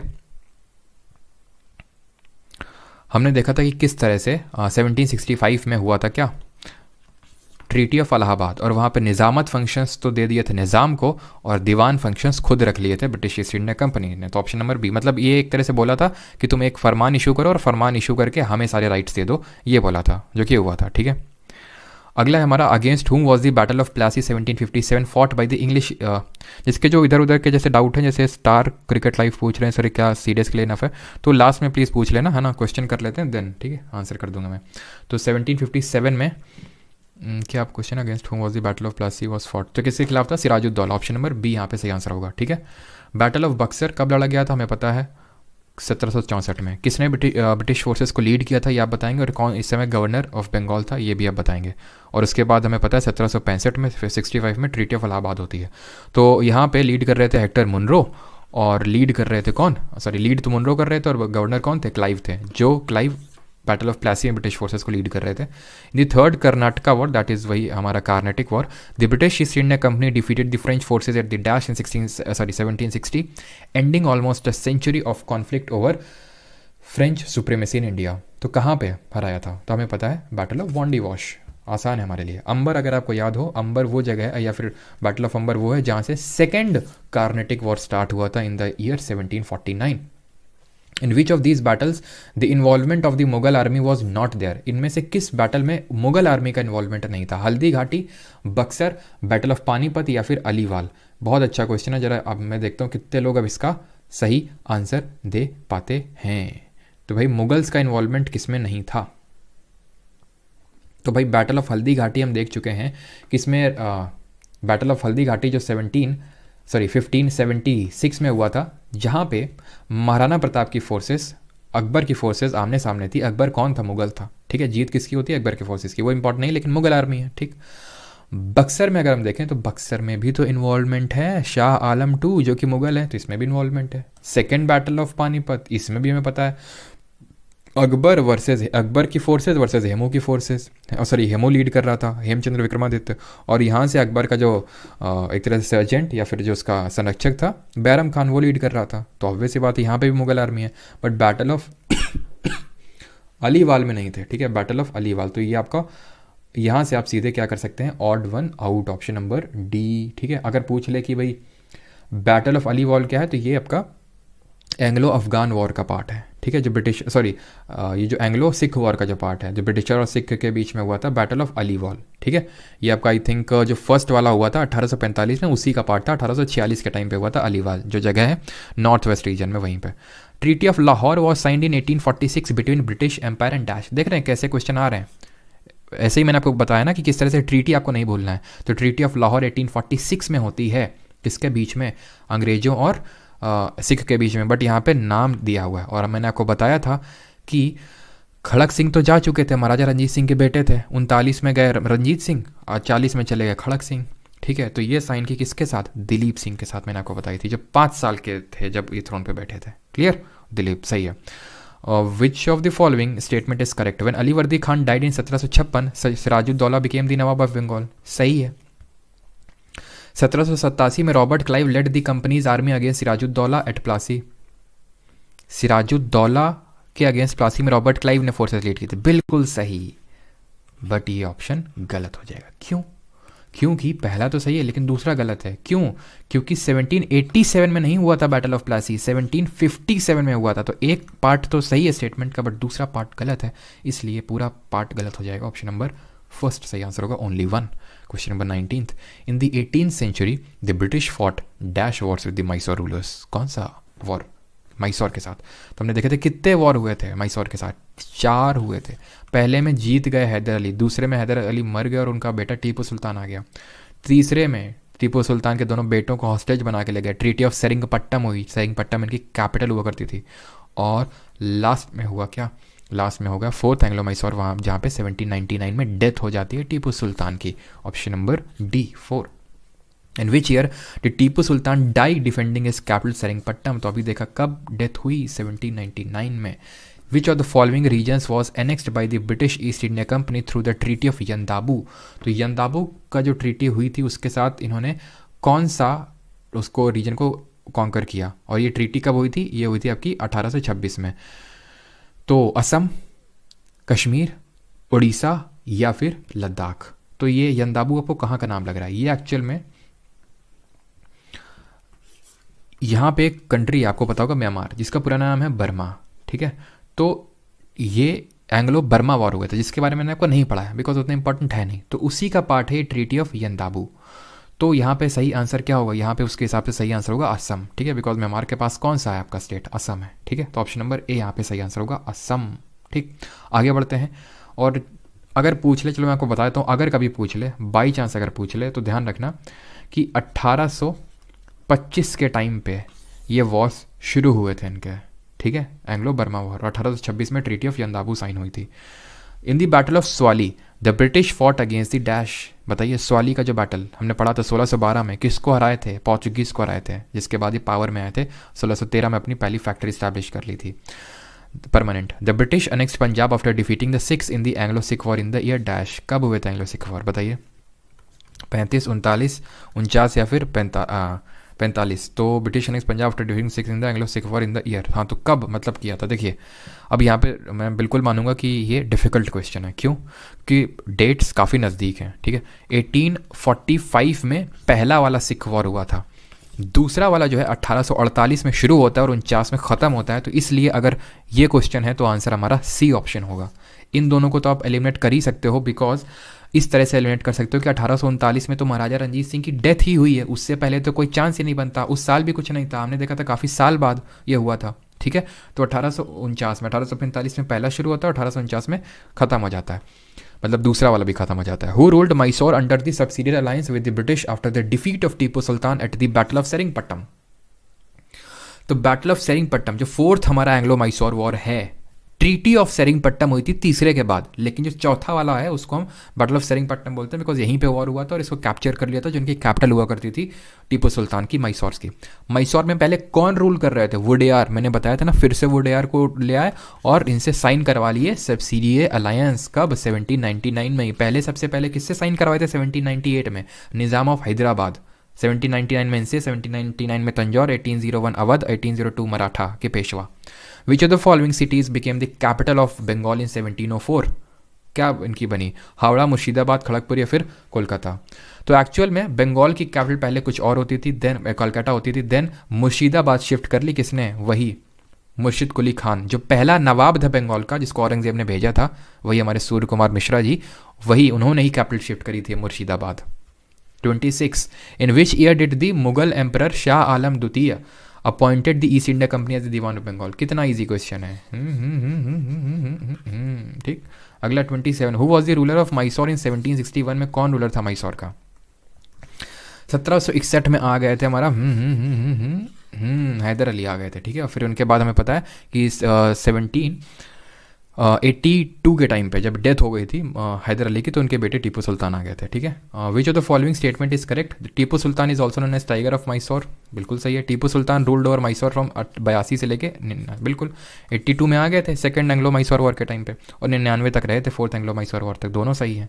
ये देख लिया करो करेक्ट पूछा है कि नॉट करेक्ट। अभी जो मैंने ऑब्जर्व किया कि एसएससी ये ज़्यादा खेल खेलता नहीं है करेक्ट नॉन करेक्ट, लेकिन यूपीएससी बहुत खेलता है ये खेल कि नॉट करेक्ट लिखता है ज़्यादातर, वो नॉट करेक्ट, और उसको बोल्ड भी कर देता है, लेकिन एग्जाम प्रेशर में दिखता ही नहीं है, ठीक है। ये जो मिस्टेक है भुक्त भोगी हूँ, ठीक है, इसलिए बता रहा हूँ। तो आंसर है यहाँ पे option number D, both 1 and 2। 29. In which year did the Mughal emperor Shah Alam II appointed the East India? बस 5 क्वेश्चन और करेंगे, 5 से ज़्यादा होंगे नहीं करेंगे, ठीक। मुझे भी पता आपको भूख लग रही होगी, और मुझे पता है कि 700 लोग कम हो गए, 700 लोगों को बहुत ज़्यादा भूख लग रही थी, है ना। चलो, तो in which year did Mughal emperor Shah Alam II appointed the East India Company the diwan of Bengal? तो बार बार वही क्वेश्चन है, आपको पता है कि ट्रीटी ऑफ इलाहाबाद हुई थी और इसी से इनको दीवानी सब मिला था। हु वाज दी, और वहीं से डुअल गवर्नमेंट स्टार्ट हुई थी। Who was the governor general of Bengal during the third Anglo Mysore war? के टाइम पे कौन था गवर्नर जनरल बंगाल का? तो ये तो नहीं था, कॉर्नवालिस था, ठीक है, कॉर्नवालिस, ऑप्शन नंबर बी। इसी ने ऑफर दिया था कि भाई साइन कर लो, लेकिन नहीं कर रहे थे, तो बोले आओ फिर चलो। In which year the administration of India was transferred into the hands of British monarch by the proclamation of Queen Victoria? और ट्रांसफर चलो, तो ये अभी नहीं करना, वैसे तो आंसर 1858 होगा, लेकिन अभी समझ आपके आएगा नहीं, क्योंकि अभी हम लोगों ने पूरा पढ़ा नहीं है।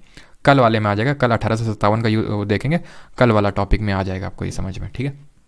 In which year the East India Company incorporated for the exploitation of trade with East exploitation? अच्छा, कब मतलब इनको एक तरह से इन्होंने अपना एक ट्रेडिंग राइट ले लिया क्वीन एलिजाबेथ से, तो हमने देखा था 1600 में, है ना, 1600 में इन्होंने ट्रेडिंग राइट ले लिए थे। Second last question of the day, post the Anglo Mysore war whom did the East India Company appointed as the governor of Bengal? Post यानी एंग्लो मैसूर वॉर के बाद whom did East India Company appointed the governor of Bengal? Robert Clive, Metcalfe, Harding या फिर Hasting? अच्छा, governor of Bengal पूछ रहा है 1799 के बाद, 1799 के बाद। क्लाइव तो होंगे नहीं, ठीक है, और यहाँ पे आंसर होगा वॉरेन हेस्टिंग्स था ये, ठीक है। ऑप्शन नंबर डी यहाँ पे सही आंसर होगा, ठीक है, बिकॉज वॉरेन हेस्टिंग्स ही हमारा ये बना था पहला गवर्नर जनरल ऑफ बंगाल भी, ठीक है, पहला गवर्नर जनरल ऑफ बंगाल भी यही बना था। आगे बढ़ते हैं।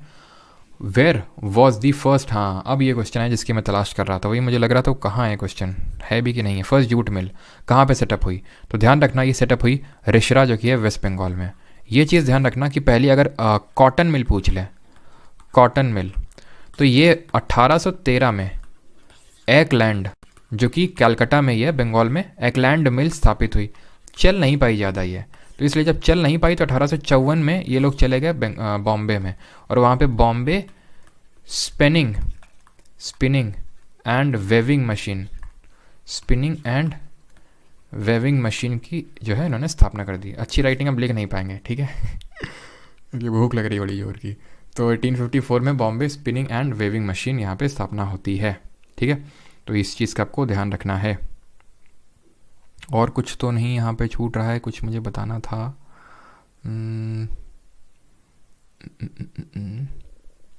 चलो और कुछ तो नहीं छूट रहा है, आगे बढ़ते हैं।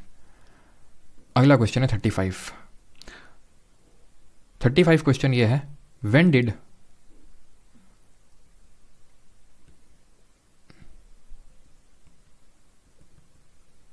किसमें, एक सेकेंड, हु लेड दी, यही ना क्वेश्चन 34 कहाँ गया, 34 हो गया, 35 who led the English army in the battle of Buxar, तो किसने लीड किया था, हमने देखा था आयरकूट ने, तो थर्ड जो हमारा ये हुआ था कार्नेटिक वॉर उसमें लीड किया था, थर्ड कार्नेटिक वॉर में। और यहाँ पे जो सही आंसर होगा क्लाइव, तो उसने लीड किया था बैटल ऑफ प्लासी में, स्लीमन नहीं होगा, Hector Munro, option number D, ठीक है। और यहाँ पे जो है क्लाइव आंसर होना चाहिए मेरे हिसाब में, बिल्कुल, क्योंकि क्लाइव ही तो था 1798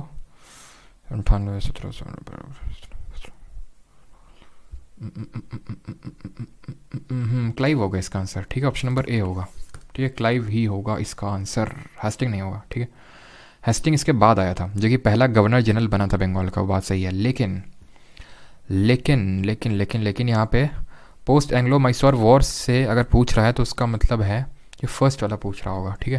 तो अगर फर्स्ट वाले के बाद पूछ रहा है तो देन रॉबर्ट क्लाइव इसका आंसर होगा, बिकॉज 54 से लेकर 72 तक ही रहा था, ठीक। तो यहाँ पे 35 क्वेश्चन तक करेंगे, और जो 3 क्वेश्चन है लास्ट के, ये आपके लिए होमवर्क है, ठीक है।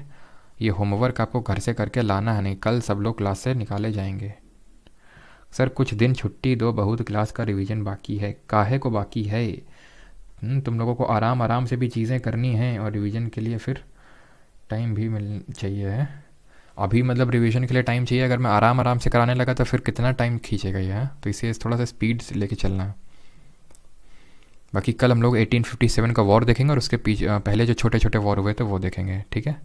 आपसे क्वांट पढ़ना है, अच्छा चलो फिर कल से इंग्लिश भी, रीजनिंग भी, मैथ भी, जीके भी, सब, ठीक है, आ जाओ कल कल से सुबह से लेकर रात तक पढ़ेंगे हम लोग, ठीक है।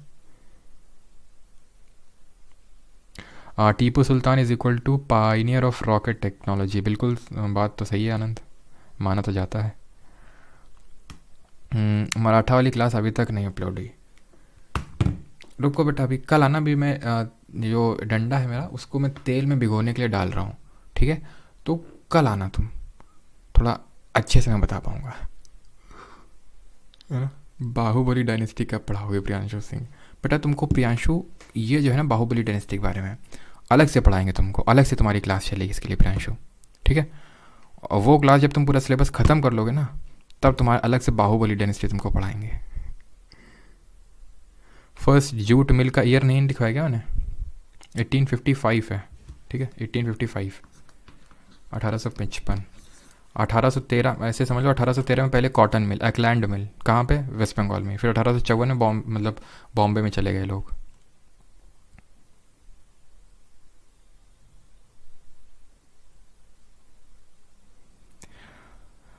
चीज़ों को डिफर करना कैसे बंद करें, मतलब समझा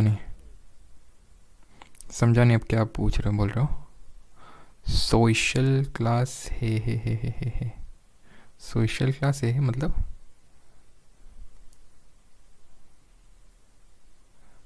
हाँ विवो खिलाएंगे डंडा और फिर उसी से मार पड़ेगी, क्योंकि वैसे तो मैं समझा रहा हूँ तो समझ आ नहीं रहा उतनी देर से कि एंग्लो ये जो मराठा वाला कल पढ़ाए थे वो अवेलेबल है नहीं एप्लीकेशन, बिकॉज वो डाउनलोड नहीं हो पा रहा है, उसका वो कारण है, ठीक है। तो ऐप प्राइवेट टेलीग्राम को ज्वाइन कर लीजिए ताकि उससे आपको पता चलता रहे कि क्या चीज़ें हो रही हैं। तो वहाँ पे मैंने लिंक शेयर कर रखा है, वहाँ से आप उसको देख सकते हो। वो अभी अवेलेबल है, वहाँ से लिंक से आपको वो देखना पड़ेगा। वो अभी अवेलेबल है नहीं एप्लीकेशन, बिकॉज वो डाउनलोड नहीं हो पा रहा है। ठीक है, चलो। वीडियो डिलीट क्यों होता है? क्योंकि ये बैच की वीडियोज़ हैं, और ये जो बैच की वीडियोज़ हैं तो ये लाइव तो स्ट्रीमिंग होती है फ्री यूट्यूब पे, बट इसकी रिकॉर्डिंग एप्लीकेशन पे अपलोड होती है SSC GK 2.0 बैच के अंदर, और जो रिकॉर्डेड बैच है उसमें दिख जाएगा आपको। ठीक है, रिकॉर्डेड बैच उनके लिए है जो लोग IBA CIO या फिर CSIR को टारगेट कर रहे हैं, या फिर जो जिनके अप्रैल से पहले कोई भी एग्ज़ाम है, अप्रैल या फिर उसके बाद अगर कोई एग्ज़ाम है तो go with the SSC GK 2.0। यहाँ पे सारे आपको रिकॉर्डेड फॉर्मेट में मिल जाएंगे, पॉलिटी, ज्योग्राफी, मतलब साइंस, सारी चीज़ें। ठीक है, चलिए भाई, थैंक यू सभी को। प्रोक्रास्टिनेशन चीज़ों को, अच्छा प्रोक्रास्टिनेशन को लेके मैंने कुछ वीडियोस बनाई थी, तो आप प्लीज़ उनको देख लो, प्लेलिस्ट में पड़े होंगे। अभी जो है मैं खाने को प्रोक्रास्टिनेट नहीं कर सकता हूँ नहीं तो मैं तुम्हारे क्वेश्चन का आंसर ज़रूर देता कल, या तो फिर तुम्हारे क्वेश्चन का आंसर देता हूँ, है ना। चलो भाई, थैंक यू। बिकॉज अभी करंट अफेयर्स भी तो तुम्हारे लिए बनाने हैं, इंस्टाग्राम वाले हैं। चलो भाई।